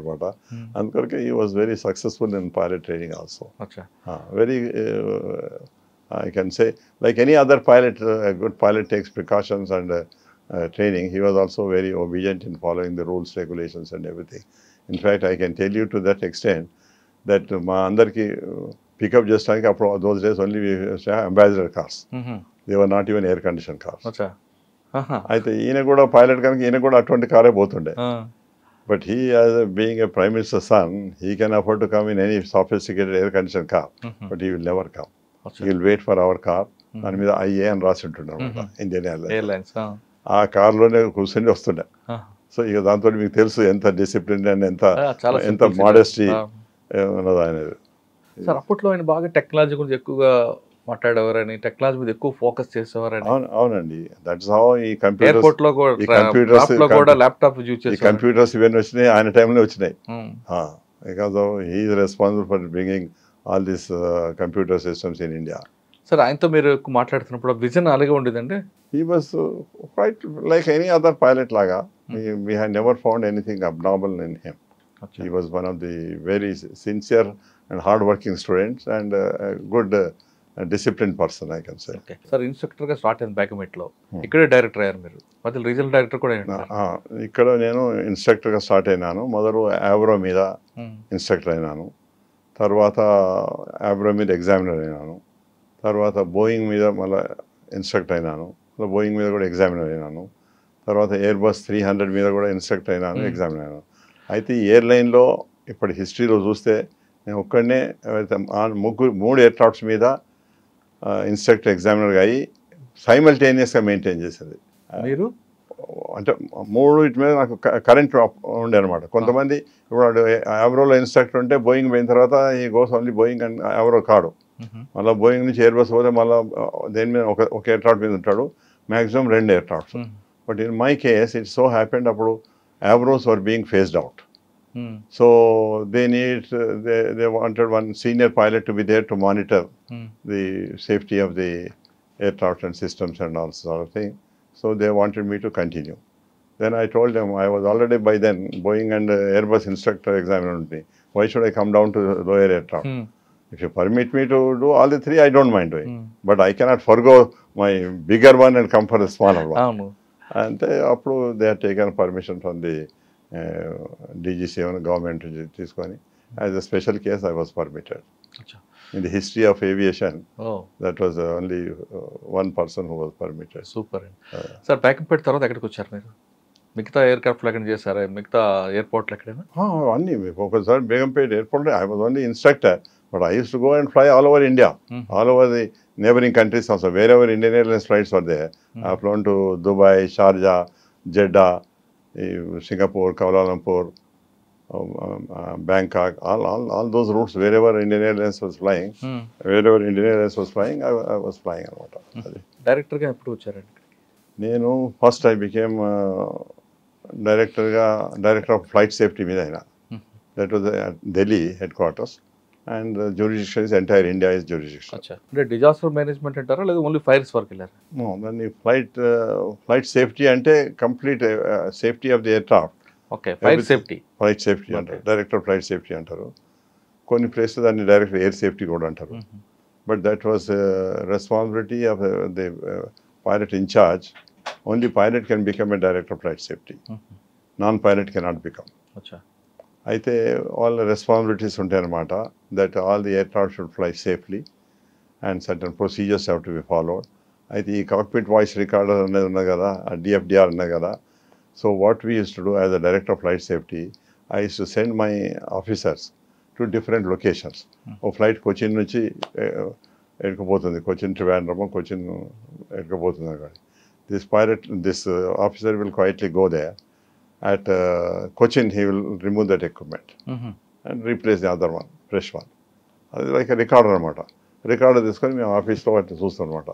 Weather they have followed the system, check list procedures కానివ్వండి, ఒకరితో మాట్లాడటం కానివ్వండి, అన్ని డిసిప్లిన్గా మంచిగా follow అయినరా లేదా అని చూస్తాం. If they are not doing it, then we use to give warning to them, use to call them and counsel them. See, this is what you are not done. This is as per the rules you are supposed to follow. This checklist you are not followed. This procedure you are not followed. And we used to counsel them. Now, that system has become normal, so everyone is very strict about it. ఎందుకంటే ఎప్పుడు ఎక్కడ open చేస్తూ తెలియదు. అప్పుడు కూడా నేను I only started the surprise surprise checkup. Officer పంపిస్తాను, you take this equipment, go to Port Blair and do it, or go to Ladakh and do it. ఎక్కడ ప్లేస్లో ప్రైవేట్ సంభాషణ అంతా రికార్డ్ ఉంటుంది కాబట్టి మీరు అక్కడే స్క్రూటినీ అవుతుంది చేస్తాం అనమాట. సో మీరు దాదాపు 25,000 hours మీరు ఎయిర్ చేశారు. మీకు అది మీ ఎక్స్పీరియన్స్ మేము మాట్లాడలేదు కానీ మీకు బ్యాడ్ వెదర్, గుడ్ వెదర్ కనిపిస్తుంటుంది. మీకు బాగా బ్యాడ్ వెదర్ అనిపించింది, అక్కడ నేను ఆ ప్రాబ్లమ్ని ఓవర్కమ్ చేశానని నేను గుర్తుందా? We used to fly to Port Blair. Port Blair is in the middle of the sea. It's an island. ఎటు పోయినా కానీ మీకు సీనే, ఎటు 600-700 miles అంతా సీనే అనమాట. అక్కడ ఎప్పుడైతే సైక్లోనిక్ వెదర్ ఉంటుందో that is very critical.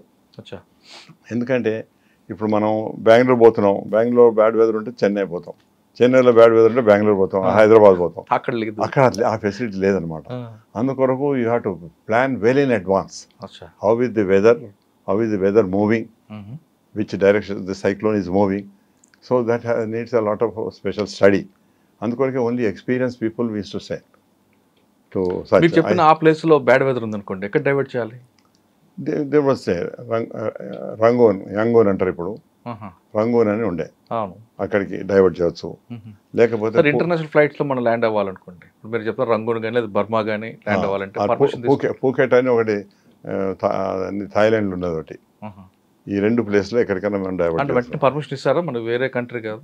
No మేము ఫైల్ చేసినప్పుడే, ఇప్పుడు నేను అనగా మీతోటి ఫ్యూల్ తీసుకున్నప్పుడు, ఇప్పుడు హైదరాబాద్ చెన్నై పోవాలి, చెన్నై టు బెంగళూరు పోవాలంటే ఆ flight plan is send to Chennai as well as Bengaluru also. Fuel ఉంటుంది కానీ గ్రౌండ్ ATC అదే ATC కూడా ఇన్ఫర్మేషన్ పోతుంది. వీళ్ళ flight landing time at Chennai so and so time, ఆడ నుంచి ఆడ వెదర్ బాగాలేకపోతే డైవర్షన్ ఈ సో అండ్ సో అని ఫ్లైట్ ప్లాన్ ఉంటుంది అనమాట. So they also have some record of it. అంటే వేరే స్టేట్ కంట్రీ వాళ్ళు కూడా ఇస్తారా మనకి ఇమిడియట్గా? ఉంటుంది. అట్లే మేము ఇప్పుడు పోర్ట్ బ్లేర్ పోతున్నాం అంటే పోర్ట్ బ్లేర్ నుంచి diversion is Rangoon. So we give a flight plan. So those people have information that this aircraft may be diverted in case of a bad weather. అట్లే మేము థాయిలాండ్ అది పూకెట్ అని ఒక ఎయిర్పోర్ట్ ఉన్నది, వాళ్ళు కూడా మేము అంత ప్లాన్లో మెన్షన్ చేస్తుందంటే అది కూడా అనమాట. ఎందుకంటే if I'm going to Port Blair, ఆ టైంలో Rangoon weather is not so good. So I file flight plan for the diversion to Phuket. So Phuket వాళ్ళకు కూడా ఇన్ఫర్మేషన్ ఇస్తారు. అక్కడ ప్రొసీజర్ ఏముంటుందండి? అక్కడ ప్రొసీజర్ అన్ని చేసాం అది కూడా అదే అవన్నీ మా దగ్గర ఉంటాయి, రికార్డ్స్ ఉంటాయి. అక్కడ ఫ్లైట్ అక్కడి ఒక ఎయిర్పోర్టు ఇన్ఫర్మేషన్ అంతా మా దగ్గర ఉంటుంది అనమాట. Any diversion we file that అక్కడి ఎయిర్పోర్ట్ యొక్క వాటిని instrument landing procedures and players అనమాట మొత్తం మేము క్యారీ చేస్తాము. And wherever we go there we have to follow that procedure. Sir మీ సర్వీస్లో మీకు బాగా నచ్చిన ఒక మంచి జర్నీ చెప్పండి. Every flight was a good journey for me, if you ask me. కానీ bad journey? Bad journey I can say. ఏదో few I was coming from Vijayawada to Hyderabad on an Avro aircraft, night flight. అది విజయవాడ నుంచి take off అయ్యి కొంత దూరం తర్వాత నాకు ఒక నా రైట్ సైడ్ ఇంజన్ ఫైర్ వచ్చింది. నైట్ కదా, ఆ ఫైర్ రాగానే ఇట్లా అందరి ప్యాసింజర్స్ అందరికి కనపడుతుంది కదా fire. They all got alerted, అరే మై గాడ్ ఫైర్ వచ్చింది అని. So in the cockpit the procedure is there in case of a fire. I should shut down that engine, and also we got a fire extinguishers. I should operate that fire extinguisher within few seconds time. Then that fire can be extinguished. So I immediately shut down the engine, and I had taken that procedure, and fire was under control. Meanwhile, one air hostess came running, sir, fire! Shut, get out. And I controlled all this thing. Afterwards, I called her. He said, no, passengers are all excited and they were worried and all this sort of thing. So I said, now you go and see. Fire less, sir. So I had taken action. Don't worry. I'll take care of it. అంటే మీరు అంత హార్ష్గా చేయకపోతే కష్టమేమో. కష్టమైంది మళ్ళీ లేకపోతే she will be talking. I cannot afford to waste time. I had to immediately take actions అనమాట. అని తీసుకున్న దాని తర్వాత I announced to the passengers. I know many passengers who are sitting on the right side must have noticed that there's a fire on the right engine, but now you can see there's no fire. It has been controlled. Only thing is, now I am flying only on single engine. So probably I have announced that we will be landing at 8:30. Instead of landing 8:30, we may land 8:45. Another 10-15 minutes. Because single engine thought my speed comes down. And announce చేస్తే they were all happy. Oh, captain announcing. అదే instant లో మీరు Hyderabad land అయ్యారు. ఆ passengers అందరూ వచ్చి మిమ్మల్ని బాగా చెప్తాను నేను. అయితే ఏమైంది అంటే నేను ఏటీసీ హైదరాబాద్కి ఇన్ఫార్మ్ చేస్తాను, ఇట్లా నాకు సింగిల్ ఇంజన్ మీద వస్తున్నా, ఇంజన్ ఫైర్ ఉంది, so that I can get priority. 2-3 aircrafts వస్తుంటే వాడు మంచిగా ఉన్న ఎయిర్క్రాఫ్ట్ పక్క పెట్టేస్తాడు, మనకు ప్రియారిటీ ఇస్తారు అనమాట. అందుకని నేను ఇన్ఫార్మ్ చేస్తాను. కానీ తోవల మాకు weather was not good, that is unfortunate thing.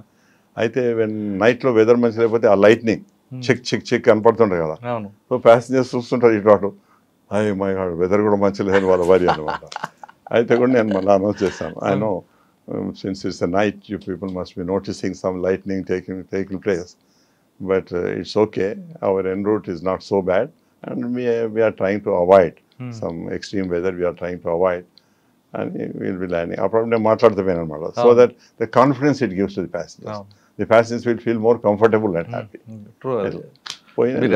మాట్లాడుతుంటే ప్యాసింజర్ అంత ప్యానిక్ కాకుండా ఉంటాయి కదా. పోయి నేను ల్యాండ్ అయినాను. ల్యాండ్ అయిన తర్వాత ప్యాసింజర్స్ యూజువల్గా పోవాలి కదా, పోకుండా అందరు ఎయిర్క్రాఫ్ట్ దగ్గర నిల్చున్నారు. ఈ ఇంజనీర్ వచ్చిండు, ఎయిర్ హోస్టెస్ వచ్చిండు, సార్ ప్యాసింజర్ అంతా వెయిట్ చేస్తాను మీకు కొరకని. ఏం పోతే ఇక ఒకడు కాళ్ళు ముట్టుకుంటాడు, ఒకడు మోకాలు ముట్టుకుంటాడు, ఒకడు అంటాడు యు సేవ్డ్ అవర్ లైఫ్ అంటారు. ఇట్లా different way of people expressing. Then I said no, as a captain what I had to do, I had done it.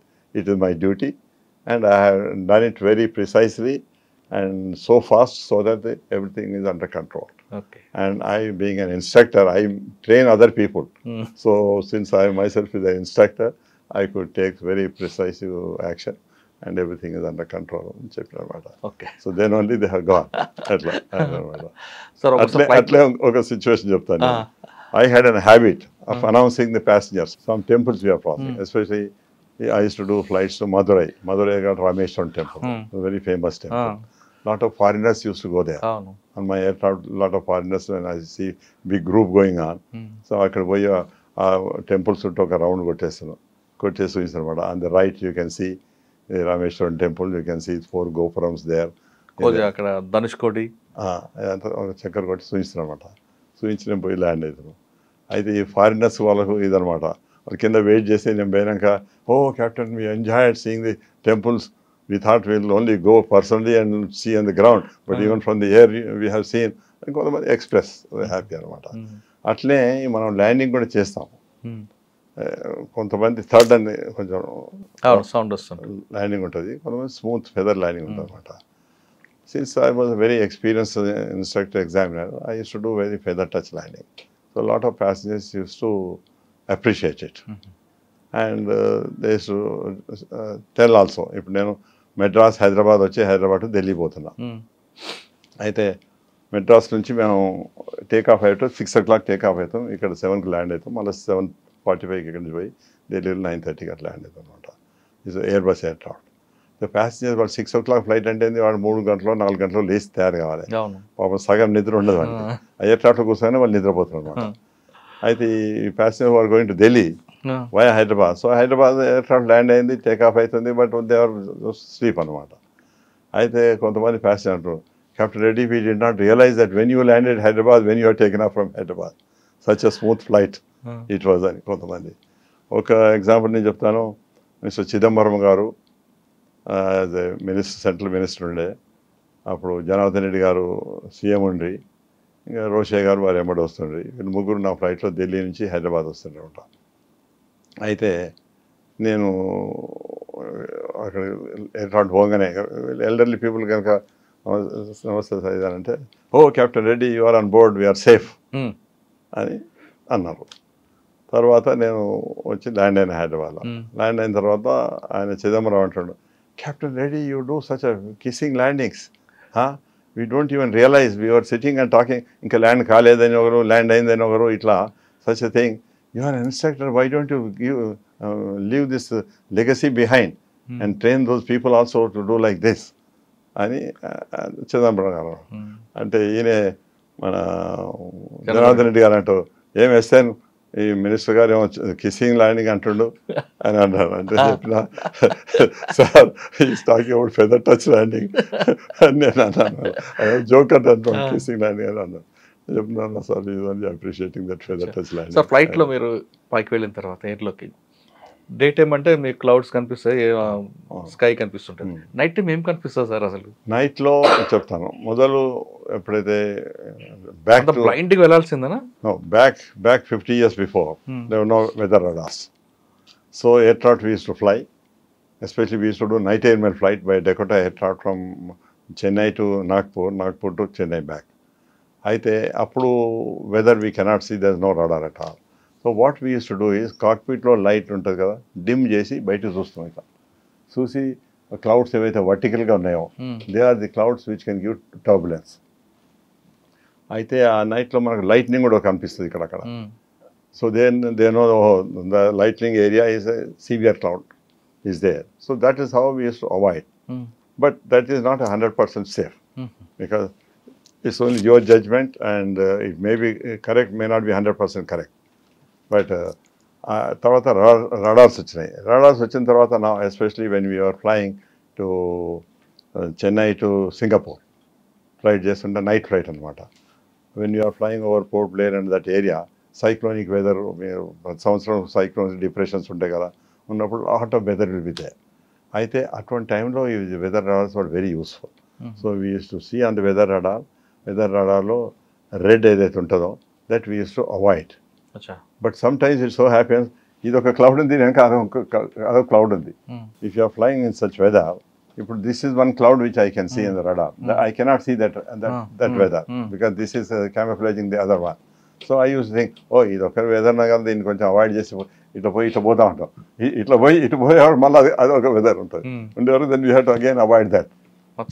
So that is how weather బాగోపోయినా సార్, మాల్ plain weather ఉన్న టైంలో చీకటిగా ఉంటుంది ఆకాశం అంతా. అవును, ఏం కనిపిస్తుంటుంది అండి? ఏం కనపడదు, purely on the map and on the instruments only we fly. Navigation అంతే. ఇప్పుడేమో అన్ని లేటెస్ట్ నావిగేషన్ మీ కాదు, ఇప్పుడు మీ కార్లో జీపీఎస్ ఇట్లా వచ్చినట్టు ఎయిర్క్రాఫ్ట్లో కూడా లాట్ ఆఫ్ సాఫిస్టికేషన్ వస్తాం.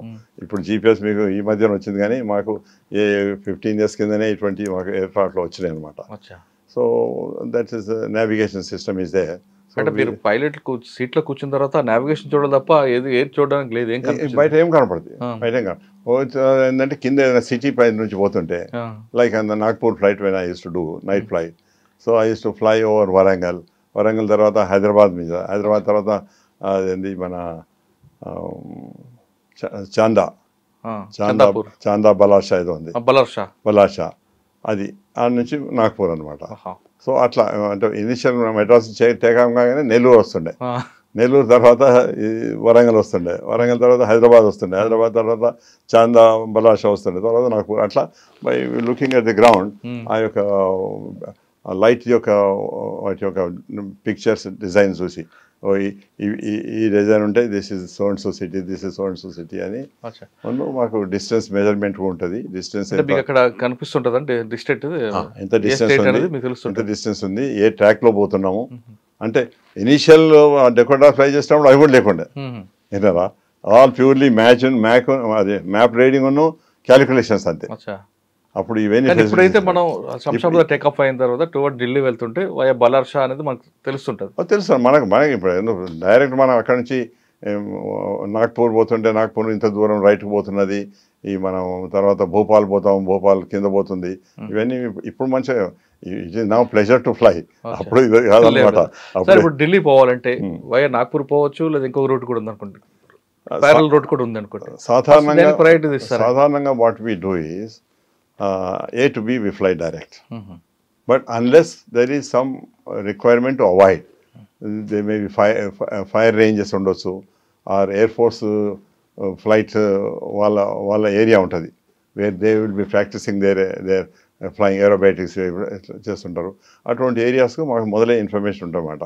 నోట్ ఏముంటుంది, ఈ ఏరియా ఇప్పుడు if I'm flying from here to there అయితే ఇక్కడ ఫైరింగ్ రేంజ్ ఉందంటే we avoid that area.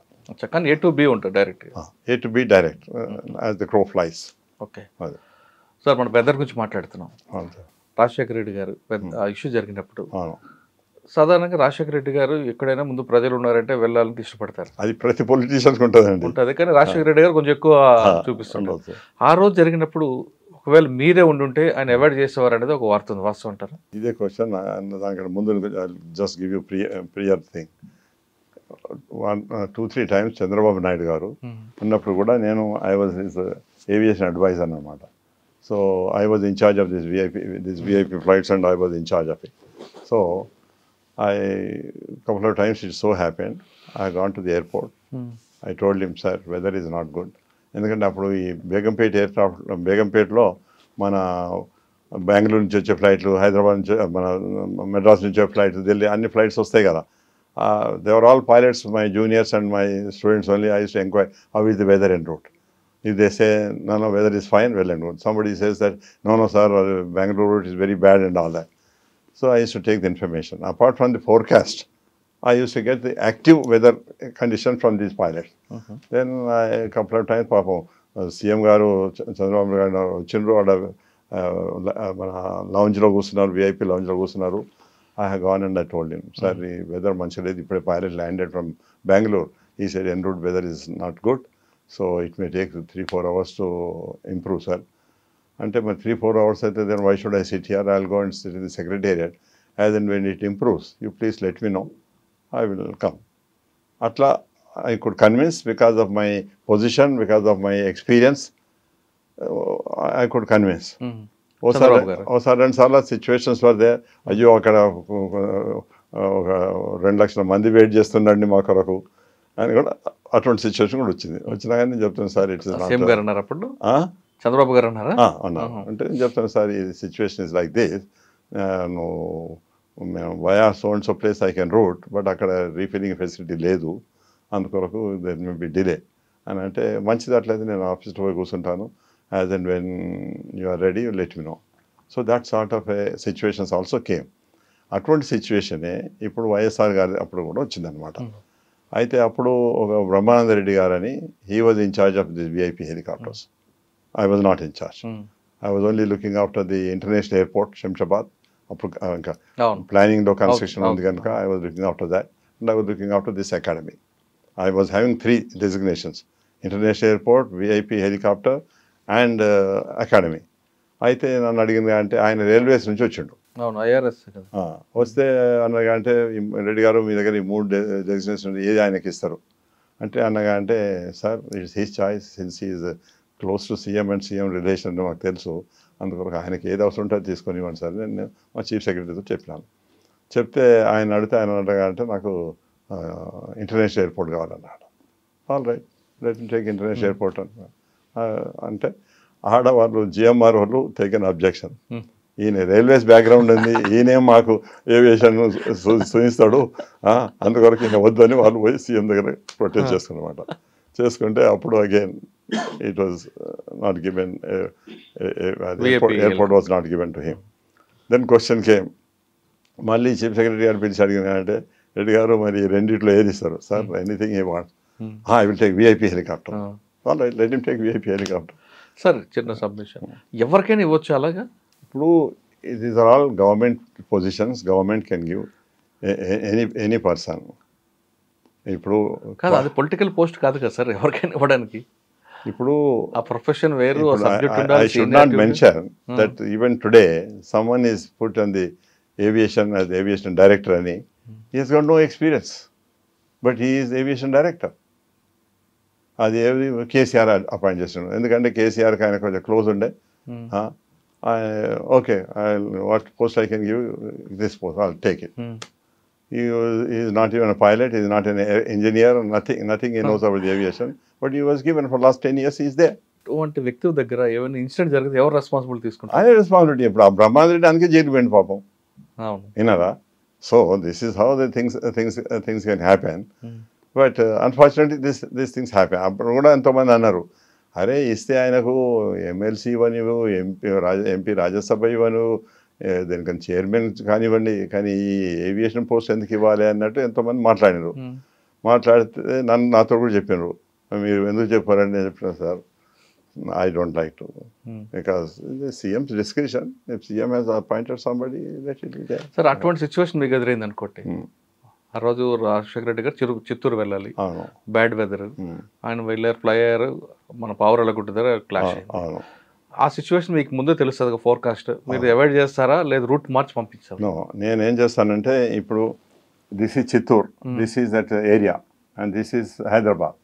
So instead going this way I would divert them via Tirupati, and తిరుపతిలో ల్యాండ్ అయ్యి అక్కడ రీఫిల్లింగ్ ఫెసిలిటీ ఉంది, ఆ నుంచి మళ్ళీ ఫ్యూయల్ తీసుకొని దే గో టు చిత్తూర్. మళ్ళీ చిత్తూరు అదంతా అయిన తర్వాత by evening if the weather is fine they will come straight, otherwise again they will come via Tirupati. But నన్ను అప్పుడు ఎంతోమంది almost 16-17 channels have interviewed me.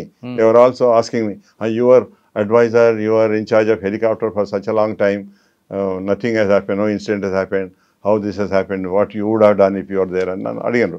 అడిగితే నేను చెప్తాను అంటే having experience me I know this weather will take long time to improve, therefore we should not allow the aircraft to go through this. అంటే కూడా కొంతమంది ఆ పైలట్ తెలియదా, మరి పైలట్ ఎట్లా పోయిందంటే, కానీ ఆ ఇష్యూలో పైలట్ డెసిషనే కదా అయిందంటే. అవును, పైలట్ డెసిషన్ ఎందుకైందంటే, ఒకటేమో see I have more than 25,000 hours experience, that pilot had only 8,000 hours or something. His experience is not so much to judge. See, by experience you gain lot of things. If doctors కూడా మనం చూస్తాం, experienced doctors take some decisions, experience లేని వాళ్ళు ఉంటే a lot of difference will be there. True. So similarly here also he is not, the pilot has said okay, no, there was a probably usually politicians కొంచెం pressure ఉంటుంది, ఆడ 2 లక్షల మంది wait చేస్తుండయా, ఎంతసేపు delay చేస్తాం, ఆయన half an hour was delayed అని వెళ్తామంటే మంచిది పోయింది అనమాట. పోయినప్పుడు that pilot should have avoided weather, but he did not avoid. And ఇంకొకటి ఏంటంటే, అప్పుడు since Brahmareddy was in charge of that operation, if he had experience like me, he would have suggested that go via Tirupati and totally avoid this weather. But since he is not having aviation experience, he probably did not interfere with the pilot's decision. And pilot has decided. నేను ఉన్నప్పుడు కూడా ఎన్నోసార్లు pilot decisions వచ్చినాయి, ఇట్లా వస్తే I said no, it is not so. You should go like this. కానీ ఆ ఇన్సిడెంట్లో pilot CS అంటే చీఫ్ సెక్యూరిటీ ఆఫీసర్ డెసిషన్ తీసుకున్నారు తప్ప బ్రహ్మానంద రెడ్డి గారు ఆ స్పాట్లో కూడా లేరు, ఆయన ఆఫీస్కి లేరని అంటారు. లేదు, he was there. He was there at the airport. అచ్చా, కానీ డెసిషన్ ఆయన లేదు, ఆయనకి ఎక్స్పీరియన్స్ లేకపోవడం వల్ల. ఎక్స్పీరియన్స్ లేకపోతే అది నేను నవ్వుకుంటూ చెప్తాను అంటే it should be taken as a light. ఈయన ఏదో చెప్తే వాళ్ళు అన్నాడు ఏ రైలుగాడి నహీ హోతా సాబ్, ఏ రైలుగాడి నహీ హోతా సాబ్ అన్నారు. పైలట్ హ్యాస్ సెడ్ ఏ రైలుగాడి నహీ హోతా సాబ్ అంటే చూడండి మరి అట్లా. Then how can that pilot be taught by this man? ఇప్పుడు ఎక్స్పీరియన్స్ మాట్లాడని చెప్తే నో ఇట్స్ లైక్ దిస్ అని I can boldly tell, but he cannot say that. So ఆయన ఏదో చెప్పబోతే వాడు సర్కాస్టిక్గా మాట్లాడిన అనమాట, రైలుగాడి నహీ హోతా సాబ్ అని. సో ఇటువంటి సిచ్యువేషన్స్ కూడా ఎయిర్క్రాఫ్ట్ కి రియల్ కేస్ ఆయనకి there's a lot of difference. You may be having experience in the trains and all that. You may be able to advise something, but is the aviation you know nothing, you cannot advise అన్నట్టు వాడు సర్కాస్టిక్గా చెప్పిండు అనమాట అట్లా. So that sort of a thing was there. Unfortunately, it has happened. He was one of the best leader which country needed. More so, our state needed such dynamic leaders. True. But unfortunately, it has happened. Okay. But I at times feel if I were there, probably I would have seen that he is routed via Tirupati and it is avoided. ఇంకొకటి మీకు చెప్పదలుచుకుంటే నేను when I was aviation advisor to the government and in charge of VIP helicopters, what I did is, and every district headquarters, we have put some fuel. Okay. Some fuel is kept there so that వీళ్ళు ఆ ఏరియాకి fly చేసినప్పుడు అలా అక్కడి ఇప్పుడు ఇక్కడ నుంచి వాళ్ళు ఇట్లా ఏదో డిస్ట్రిక్ట్ పోతుంది అనుకోని, ఆ డిస్ట్రిక్ట్ పోయేది ఉంటే అక్కడ ఫ్యూయల్ ఉంటుంది. తక్కువ డిస్టెన్స్ అయితే పోవడానికి వస్తానికి ఇక్కడనే తీసుకొని పోతారు. కొంచెం దూరం ఉన్నది అనుకోండి, ఉంటే అక్కడ ఫ్యూయల్ ఉండేదంటే pilot is more comfortable. When he has got more fuel, he knows that I can avoid this weather, I can do this, ఇక్కడ పోతే ఇది మంచిగా లేకపోతే ఐ కెన్ గో హియర్ అన్న ఆ యొక్క కంఫర్ట్ ఉంటుంది. అదే ఫ్యూయల్ తక్కువ ఉండేది ఉంటే ఆ కంఫర్ట్ ఉండదు అనమాట. అందుకొరకని నేను to give such comfort to the pilots, being an aviator and having so much of experience, and every district headquarters, ఈ పోలీస్ హెడ్ క్వార్టర్స్ ఉంటాయి కదా, అక్కడ వీ హ్యావ్ కెప్ట్ ఫ్యూయల్ అనమాట. అయితే మా దగ్గర పోలీస్ వ్యాన్స్ ఉంటుండే, పోలీస్ వ్యాన్ నుంచి I use to send the fuel in advance there and fuel is always kept there. ఆ ఫ్యూయల్ కూడా మళ్ళీ 6 months కంటే ఎక్కువ ఉండకూడదు అనమాట. So I use to keep a chart and I use to keep rotating the fuel.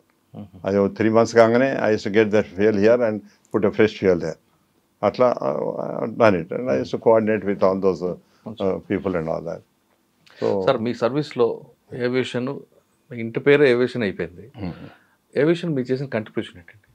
ఎందుకు మీరు చేసింది మీ మార్కు, మీ ఇన్నోవేషన్ ఏముందండి? ఇన్నోవేషన్ ఏముందంట, ఇప్పుడు మీరు I was a regional director of Indian Airlines. I was also chief executive of the southern region. So I had taken some decisions. Appu Air India was not having enough aircrafts and not enough pilots. But ikkada nunchi manam neighboring countries ku povam is a right of the Indian Airlines or Air India. Basically Air India lepothe Indian Airlines. Okay. Aithe atonti situation lo I have seen foreign airlines are coming here. Mana airlines reciprocal povale. Potaledu endukante we don't have pilots in Air India or we don't have aircrafts. So I approached the ministry that I have aircraft, I have crew, I can operate these flights. So I was given a free hand. That's how I have started Madras, Singapore Madras, Madras Kuala Lumpur Madras, Madras Bangkok Madras. These are the 3 international flights I started for the Tamil Nadu. I started 3 international flights for the Kerala, Calicut Doha, Calicut Bahrain, Calicut Kuwait. Similarly, I started for the Bangalore Sharjah, Bangalore Kuala Lumpur, Bangalore Singapore ఇట్లా అనమాట. తర్వాత I started from Hyderabad also, Hyderabad Muscat, Hyderabad Sharjah, Hyderabad Kuwait, right, I started. So తర్వాత అప్పుడు జయంతి నటరాజన్ గారు మా minister అయినారు. మా minister civil aviation ఏమో CM Ibrahim garu ఉండ్రి, union minister. Minister of state was Jayanthi Natarajan garu. వారు అయిన తర్వాత she is from south, she is from Tamil Nadu. So she said, Captain Reddy garu, I want some flight to be introduced, more flights from Chennai. I said, Madam, I can give you Trichy, Sharjah I can give, and also Coimbatore, Sharjah I can give. These are the flights I can give. So she was very happy. We given. So with the result, every state, I had 4 states, every state I had given 3 flights. 3 to 4, 12 flights, plus these 2 additional flights I have given. So total 14 international flights I have given to southern region. Oh. With the result, before that almost 7-8 years, airline was in losses. When I have introduced these things, the revenue of the southern region has increased so much. Usually it is number 1 Bombay, number 2 Delhi, number 3 was Calcutta, number 4 was the Chennai. But within few months, we have crossed the Calcutta. Afterwards, another 6 months or so, we crossed Delhi. So we were number 2, next to Bombay. I think our minister at this rate probably you will supersede Bombay also. Yes, sir, because I am introducing flights to western region. The Gulf anta Bombay region కింద వస్తది.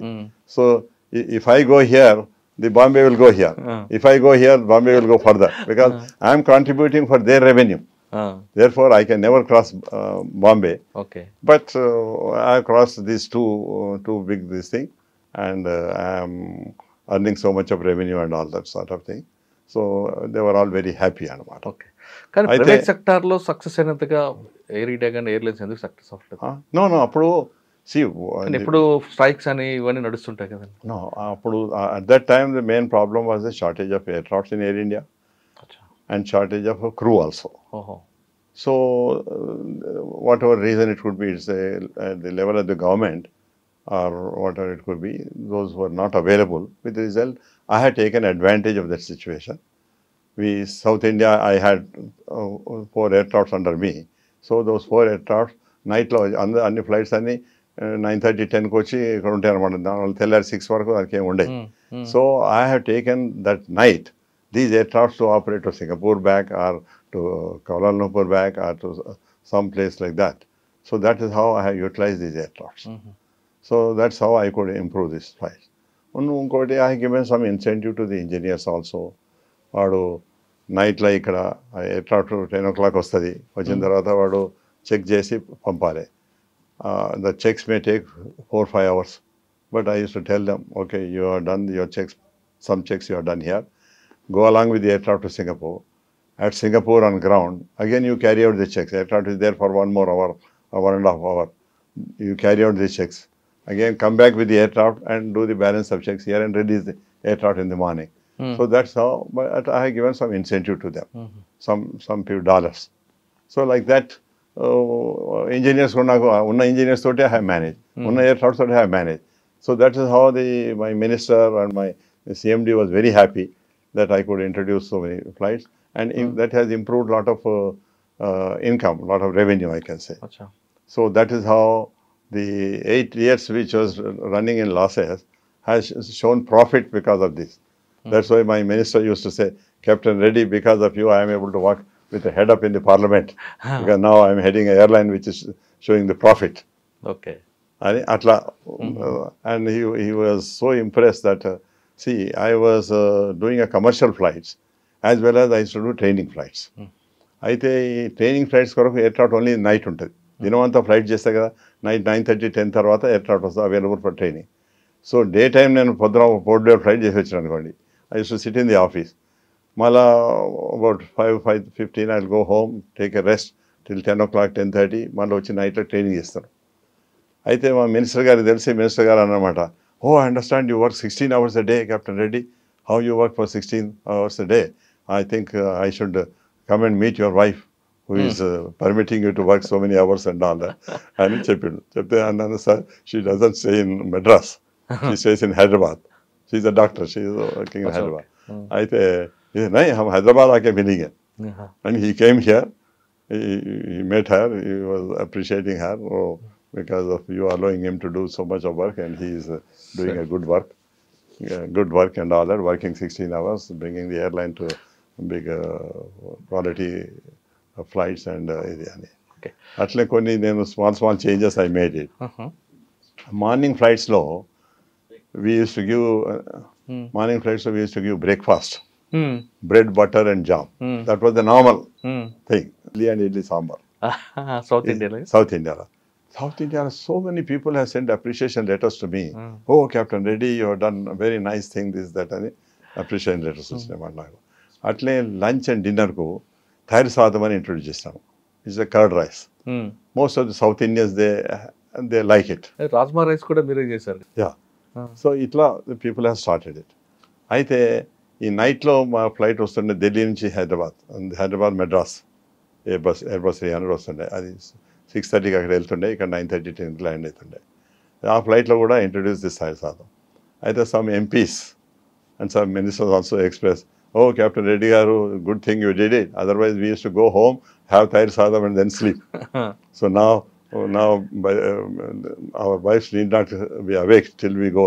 And it comment చేసిన కొంతమందికి అంటే కొంతకాలం వరకు sir air ఇండియాలో కూడా గిఫ్ట్లు ఇచ్చేవారు చిన్నపిల్లలు వస్తాయి. తర్వాత అది కంట్రోల్ అయిపోయింది. ఎందుకండి ఏమైందంటే when you make profit, you got surplus funds, you can afford to do that. When you are not getting enough profits, essential వాటికే మనకు లేనప్పుడు మనం ఈ లగ్జరీస్కి ఎక్కడ పోతామండి. సో ప్రైవేట్ సెక్టర్ అంత కాంపిటీషన్ ఉంది కదా, దాని తగ్గట్టు మనం ఎందుకు ముందు వెళ్ళట్లేదండి? No, there is lot of reasons are there, political reasons also there. ఏమైందంటే ఇది being a government thing, lot of MPs use to fly free, ministers use to fly free. No, if they are economy they are upgraded to business class or first class. ఇటువంటి చేసే వరకు airline got into losses. Right sir, present మీరు చేస్తున్న Telangana aviation academy డైరెక్టర్గా ఇక్కడ మీ work ఏముందండి? Now I'm known as their secretary and CEO, Telangana as chief executive officer అనమాట. అయితే ఇప్పుడు తెలంగాణ మొదలు it was Andhra Pradesh aviation academy, then it became at the time of bifurcation it became Telangana state aviation academy. So there మీరు ఏమడుతున్న దాని విషయంలో అంటే మీ వర్క్ ఇక్కడ ఏముందండి? ఇక్కడ మీ వర్క్ కానీ ఇక్కడ ఏమంటే మన దగ్గర basically this academy is for training the pilots, commercial pilots who qualify by doing the 200 hours of training, then they get commercial pilot license, then they join the airlines or they become instructors in the flying academies, etc. అయితే మొదలు ఏమవుతుండే మన దగ్గర only 2 aircrafts ఉండే.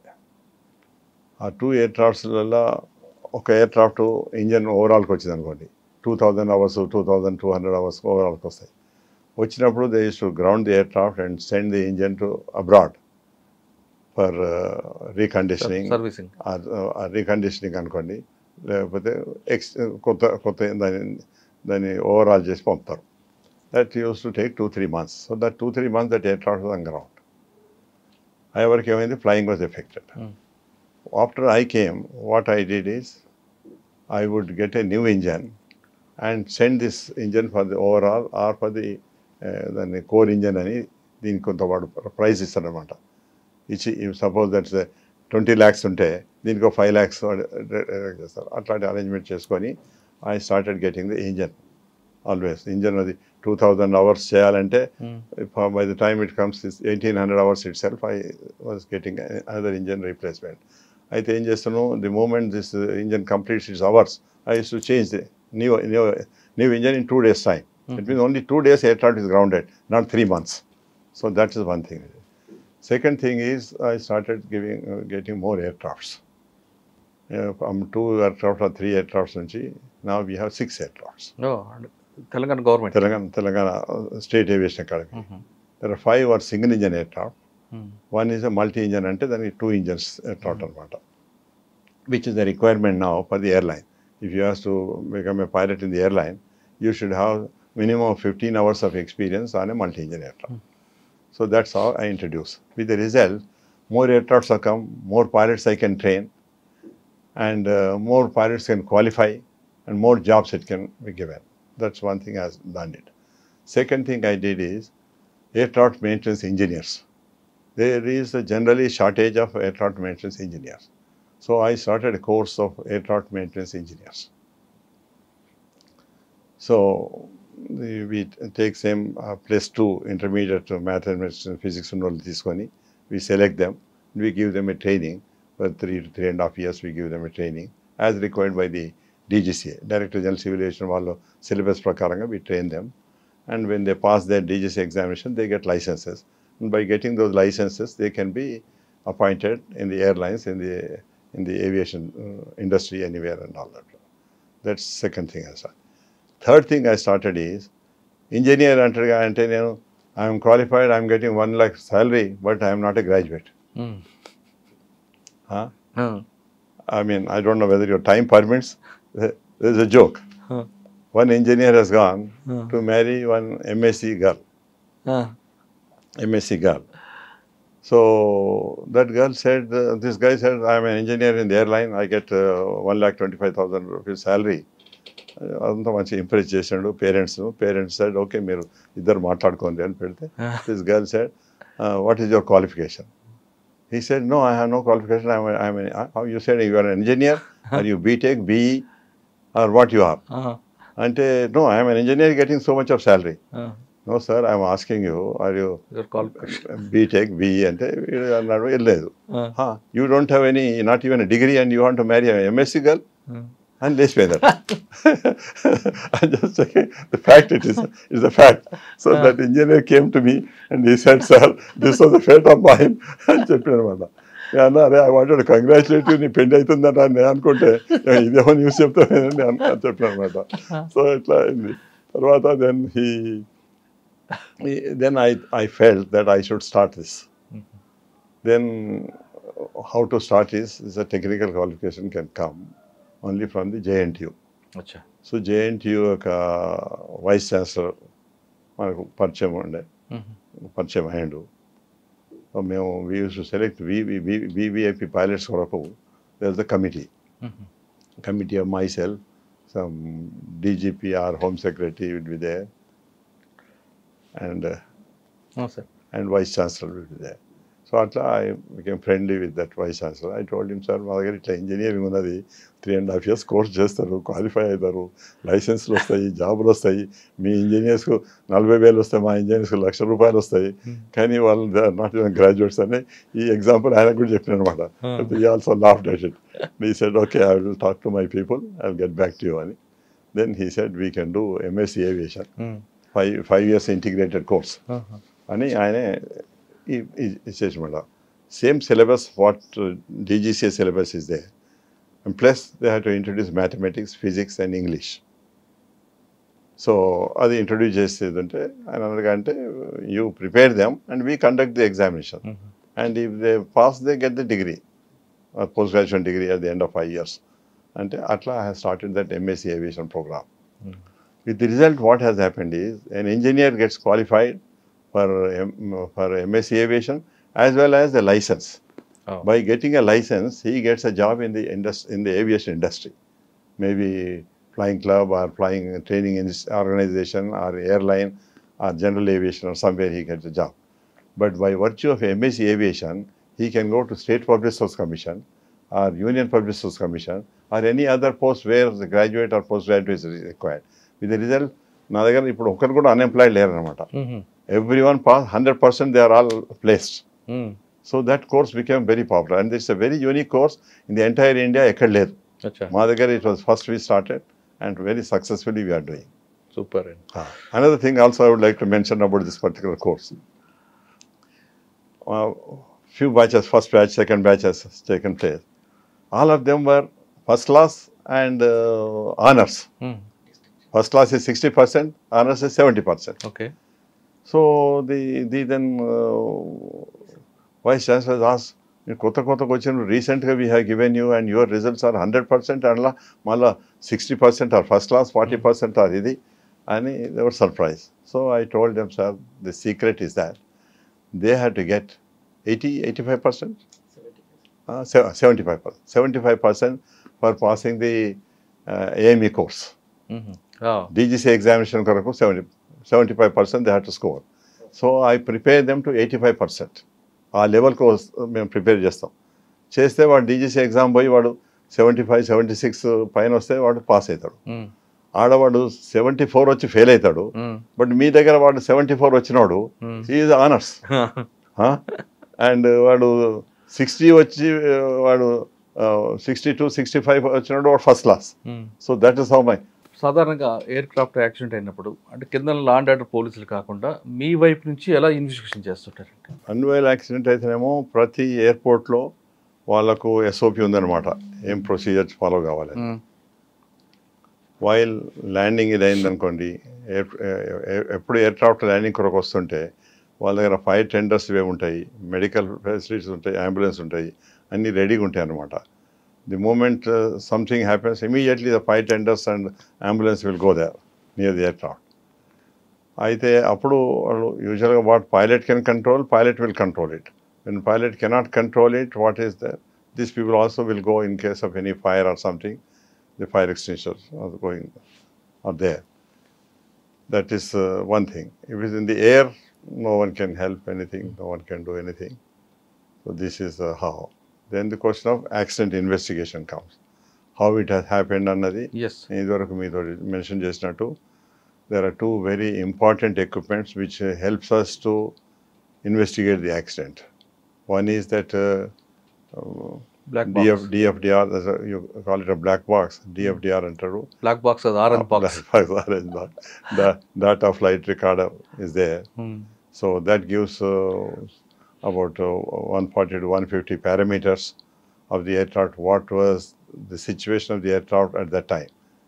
Height, time, speed, what equipment has failed, and what has happened. All that it gives information about anything about the aircraft. The information is there in DFDR. Anything what has happened in the cockpit. Cockpit voice recorder is there. That records what pilots were talking to each other, what equipment has failed, what they were discussing about it. And similarly, what ATC was talking to them, or what these people are informed to the ATC. They may say, I got right engine on fire. You may inform to the ATC, my distance is so much. I'll be taking so much of time to come, and I need a priority to come. Like that he will stay. If any information వస్తాయి అన్నమాట. దాన్ని బట్టి we go back to create a system and history how this accident might have taken place and all that. And this equipment is so good, even if it's in the depth of a sea also, it can be taken out and nothing happens to it. Equipment recorder will not be damaged. It is so insulated and so nicely made. Both the equipment, this cockpit voice recorder as well as this data flight DFD also. Sir ఒక punishment ఎలా ఉంటుందండి? Punishment range ఎలా ఉంటుంది? Normally what happens is the human failure also can take place. Where ante ఇప్పుడు ATC officer, he has permitted one aircraft to come at 30,000 feet. Okay. It happened to me also practically. I was coming from Madras to Delhi, I was going, and one aircraft was coming from Delhi to Madras. So వాడు హైదరాబాద్ వరకు ఒక height ఇచ్చిండు, 30,000 feet ఒకరికి, 31,000 ఒకరికి. హైదరాబాద్ దాటిన తర్వాత వాడు అనగా అంటే Madras పోయేటోడు, I want to descend to 30,000. He was permitted. Whereas I was flying at 30,000 feet. So I heard, immediately I take an objection with the ATC. I am flying at 30,000, how can you allow other aircraft to fly at 30,000 feet? And I alerted them. And then later on I complained against that ATC officer. This is the wrong thing to do it. And he was punished for not being alert or not being true to his duty and all that sort of thing. అవి అట్లాంటి human errors కావచ్చు. ఇంకొకటి human errors ఎట్లయిందంటే, మన ఢిల్లీ దగ్గర 30 miles దూరంలో ఒక Kazakhstan aircraft, ఒకటి Saudi Arabia aircraft crash అయింది. వాళ్ళు క్లైమ్ చేస్తున్నారు, వాళ్ళు డిసెండ్ చేస్తున్నారు అన్నమాట. ఆడ language problem. That Kazakhstan fellow could not follow the correct English. వాళ్ళకి కొంచెం పూర్ ఇంగ్లీష్ అనమాట. ఎవరికి ఏమైంది అంటే, the Saudi Arabian aircraft was allowed to fly to some height, and this fellow was allowed to say 14,000 feet with 12,000 feet. Okay. But వాడు 14,000 feet అనేటోడు వాడు కిందికి దిగిన 12,000 feet దిగి వీనితో క్రాష్ అయ్యాడు. So this is type of human error can happen. And human error can happen by the pilot also. But దాని విషయం నేను తర్వాత మీతో చెప్తాను. The pilot error is very rarely it happens. But ఏం ఎవిడెన్స్ లేకపోతే వాడు పైలట్ ఎర్రర్ అని పెట్టేస్తారు అన్నమాట. ఏటీసీలో మీరు అన్నట్లు మిస్టేక్ జరిగింది అనుకోండి, అదే అంటే వానికి సస్పెండ్ చేస్తారా, సర్వీస్ రిమూవ్ చేస్తారా? He can be suspended, he can be dismissed. Prosecution కూడా ఉంటుందా? Of course it is. Same thing, engineer also, if he does some mistake, if it's proved that it's a fault of the engineer, he did not do the correction for the aircraft and he released the aircraft, Like other day, I mentioned to you that bird hit was there was a hole, and that engineer, I suspended him for 2 months. And I suspended that pilot also, but not checking properly. So this is how the punishments takes place. Sir ఒక air craft 30,000 ఫీట్లో ఉందనుకో, runway మన station దగ్గరికి వస్తుంది Shamshabad airport, అంటే ఒకేసారి land down చేసుకుని వస్తుంటారా, లేదంటే 5,000 10,000? అట్లే లేదు, వాడు 60, 70, 80 మైల్స్ నుంచి డిసెండ్ అవుతాడు. వాడు 30, if he was flying at 30,000 feet, he will descend. వీళ్ళు ట్రాఫిక్ ఏం లేకపోతే okay you're clear to descend to 25,000 అంటాడు. మళ్ళీ తర్వాత you're clear to descend to 20,000 feet అంటాడు. సపోజ్ ఇంకొక ఎయిర్ క్రాఫ్ట్ ఉందనుకోండి, వాడు 20,000 ఇవ్వకుండా వాడు అంటే కానీ you can descend to 23,000 and maintain 23,000 అని వచ్చేటానికి అంటాడు. వీనికి అంటే కానీ మెయింటైన్ 22,000 అండ్ గో. వీడు ఎప్పుడైతే క్రాస్ చేస్తాడో అప్పుడు he will allow him to descend, then he will allow him to fly, climb again. So this is how the system is. Okay. అదంతా వాడు రాడార్ మీద వాచ్ చేస్తున్నారు అనమాట. రాడార్ ఇప్పుడంటే రాడార్స్ వచ్చినాయి కదా, ముందు రాడార్స్ రానప్పుడు వాళ్ళు ప్లాన్ పెట్టుకుంటూ ప్లాన్ ప్రకారంగా చేస్తారు అనమాట. Now it has become much more sophisticated and simple, but now the traffic has increased. అప్పుడేమో ఏదో కొన్ని ఎయిర్క్రాఫ్ట్ ఫ్లై చేసినప్పుడు వాడు ఏదో మ్యాప్ మీద పెట్టుకొని పాయింట్స్ పెట్టుకొని it was easy. But now traffic has increased so much that he has to keep watching ఏ ఎయిర్క్రాఫ్ట్ ఏ డైరెక్షన్ పోతుంది, ఇట్లా వస్తుంది, ఇట్లా వస్తుంది, ఇవన్నీ వాడు చూసుకొని. బట్ రడార్ మీద if you go and see the radar, there some blip comes and it is easy to see also. One has to be very alert and active to see that and control. Sir ఎయిర్క్రాఫ్ట్లో pilot ఒక announcement చేస్తారండి, we are preparing landing short lane. అది ఏ టైంలో వస్తుందండి? అంటే శంషాబాద్ నుండి ఢిల్లీ వెళ్తున్న టైంలో 2 hours 10 minutes జర్నీ అనుకుంటాను.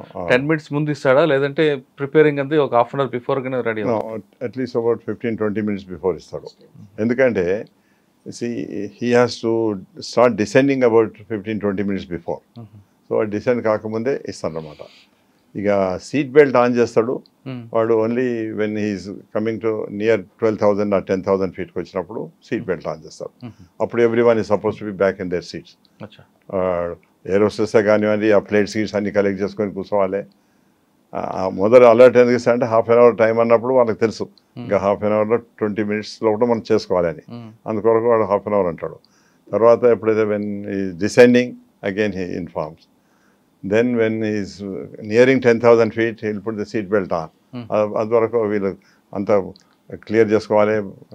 టాయిలెట్ సీట్స్ యూజ్ చేస్తారు కూడా యూజ్ చేసుకొని వచ్చి సీట్లలో కూర్చోవాలి, సీట్ బెల్ట్ పట్టుకొని కూర్చోవాలి. సార్ సీట్ బెల్ట్ మస్ట్ అంటాము, మస్ట్. కానీ దిగుతున్నప్పుడు కూడా సీట్ బెల్ట్ ఎందుకు? తర్వాత ఒకవేళ రిలాక్స్ అనుకోండి అది కూడా వెంటనే పుషప్ రావాలంటుంటారు. అది చెప్తాను. ఇప్పుడు మనం కార్లలో కూడా కొంతమంది ఇట్లా కూర్చొని డ్రైవ్ చేస్తారు. That is very wrong. What happens is while landing if there is an impact, అయితే ఏమైతే అంటే ఈ వీడు పోయి దాని మీద పడతాడు, ముందర సీట్ మీద పడతాడు, వాడు ఇంకో సీట్ మీద పడతాడు. సడన్గా ఇంపాక్ట్ అయ్యి సడన్గా బ్రేక్ రాగానే పడతాడు అనమాట. సీట్ బెల్ట్ ఉండేది ఉంటే ఇట్లా ఇక్కడ ఈ సీట్కే ఉంటాడు వాడు. He will not get damage by hitting himself to the seat. కానీ ఎయిర్క్రాఫ్ట్లో సీట్ అంత ముందుకు రాదు కదా. If your seat belt is not there you can definitely go and hit the front seat. అంటే రన్వే మీద ల్యాండ్ అవుతుంది. ఎక్కడ మీరు ల్యాండ్ అయినప్పుడు బ్యాడ్ వెదర్లో కూడా, సపోజ్ బ్యాడ్ వెదర్లో కూడా ఎయిర్ ట్రాఫిక్ టర్బులెన్స్లో అప్ అండ్ డౌన్ పోతుంది అనుకోండి, సీట్ బెల్ట్ లేకపోతే there are people who are thrown out like this. అంటే ఒకవేళ రిలాక్స్ కూర్చున్నాం అనుకోండి, సీట్ మన బ్యాక్ పుషప్ తీసుకొచ్చి ల్యాండ్ అవుతున్నప్పుడు ఇవన్నీ కంప్లీట్గా ఒకే పొజిషన్లో రమ్మంటే చెప్తారు. అదే అంటున్నా, ఎందుకంటే మనం ల్యాండ్ అయ్యేటప్పుడు we can never know what can happen. Any incident accident happens, then ఇది సీట్ బెల్ట్ ఇది చక్కగా లేకపోతే ఉంటే బ్యాక్ బోన్ గెట్ డ్యామేజ్. అదే స్ట్రేట్గా ఉండేది ఉంటే back bone will not get damage.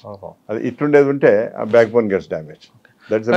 కొన్ని ప్లేసుల్లో ఫ్లైట్లో వెళ్ళాం అనుకోండి, కొన్ని ప్లేసుల్లో విండోస్ ఓపెన్ చేయమంటారు, జమ్మూ కాశ్మీర్ లాంటి ప్లేసుల్లో విండోస్ క్లోజ్ చేయమంటారు.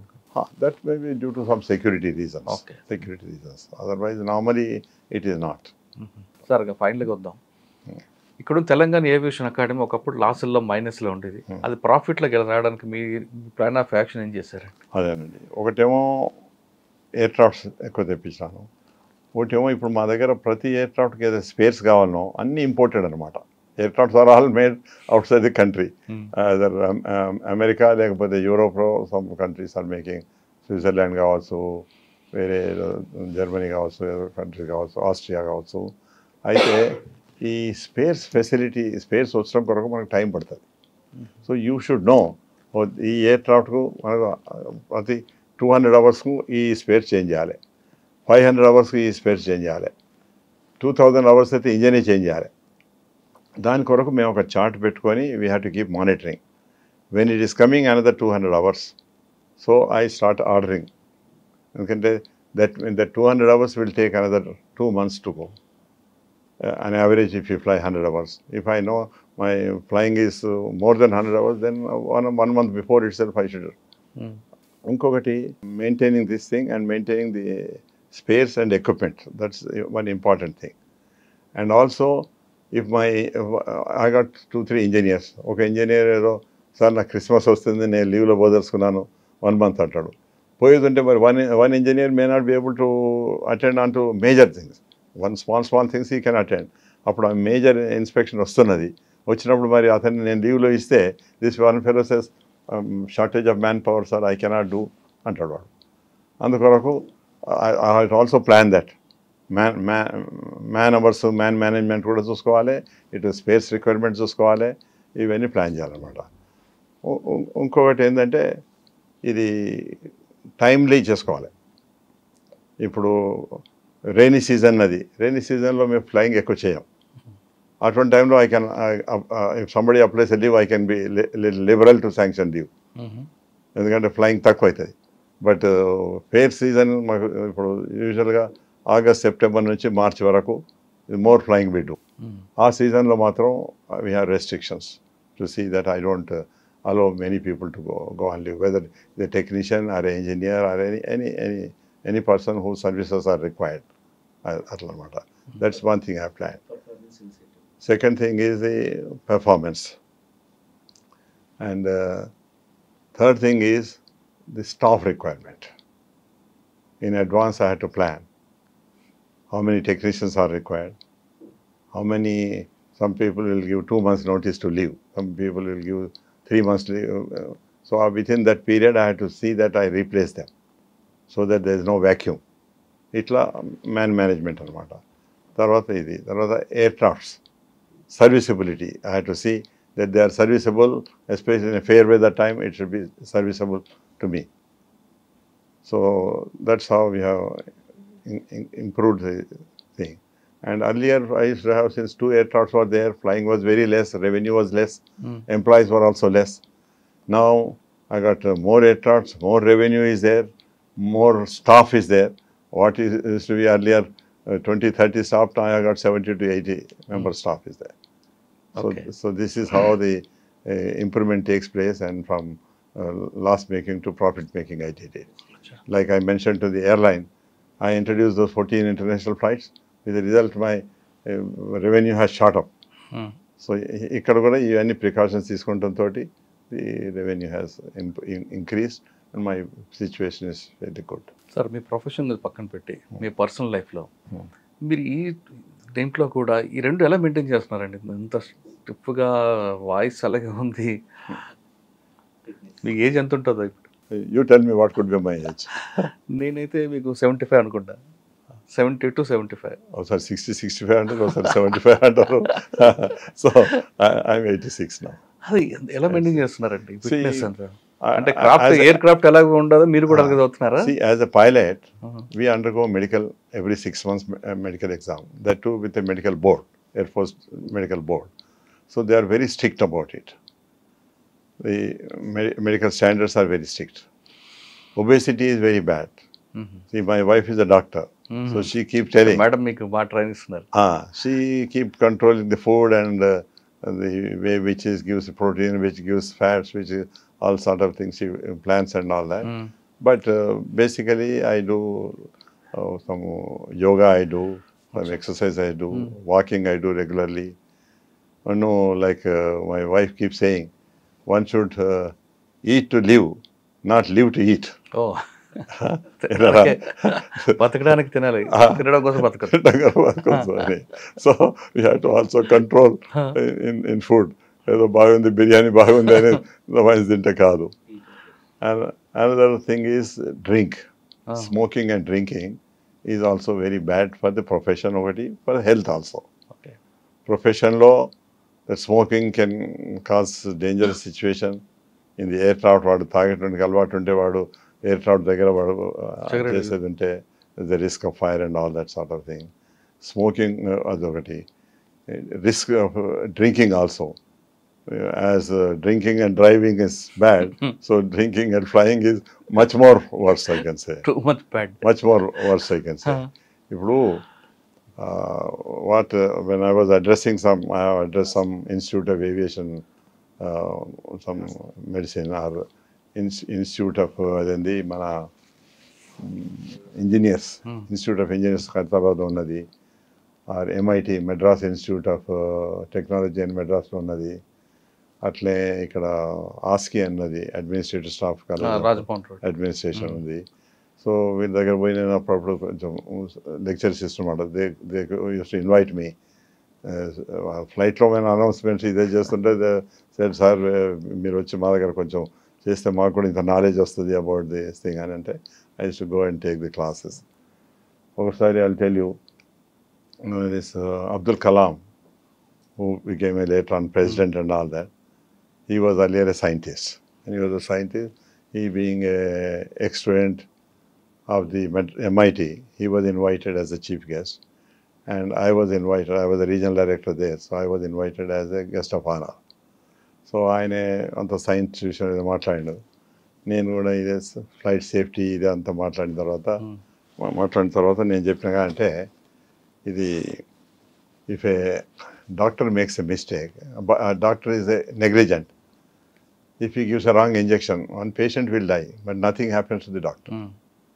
If an engineer is negligent, some building may collapse, some bridge may collapse, but nothing happens to the engineer. Same thing with ATC officer. If he makes a mistake, 2 aircrafts will collide, but he is in air-conditioned room, nothing happens to him. So I said, if a pilot is you can say negligent, then his own life is involved along with the passengers. True. Therefore, a pilot can never afford to be negligent. Correct. So అందుకొరకు ఈ accident అయితే ఏదో blame pilot మీద పెట్టేస్తుంటే I have been telling. I was also pilots అసోసియేషన్కు I was secretary, I was in a position and all that. I used to protect from the pilots association side. Why any accident happens, you are not able to find out what is the cause. But then ultimately you say it's a pilot mistake. Don't say pilot mistake. Investigate in detail. What could be? The whole idea of investigation of accident is how best we can prevent such situations. So that's the main idea. Not to blame somebody. First is to find out what has happened, how it has happened, and how it can be avoided in future. Such sort of thing. So that is how our investigation, the basic reason of the investigation should be that. Sir, S N Reddy గారు పిల్లలు ఏం చేస్తున్నారు? I have only one son, and he was a student of an IIT Madras. He was one of the top few students of there. Before that, he was a student of HPS here also. He was the topper there. And he went to IIT, and IIT Nunchi he went to US to do his masters. While doing masters, he did flying there. He's got American license to fly. NASA. And now today he's a chief engineer in NASA. He's one of the top scientists there. మీ ఇప్పుడున్న profession అంటే air craft అవ్వాలి, air క్రాఫ్ట్లోకి రావాలి, pilot అవ్వాలి అనుకునే ఆస్పిరెంట్స్కి మీరు ఇచ్చే message ఏంటి?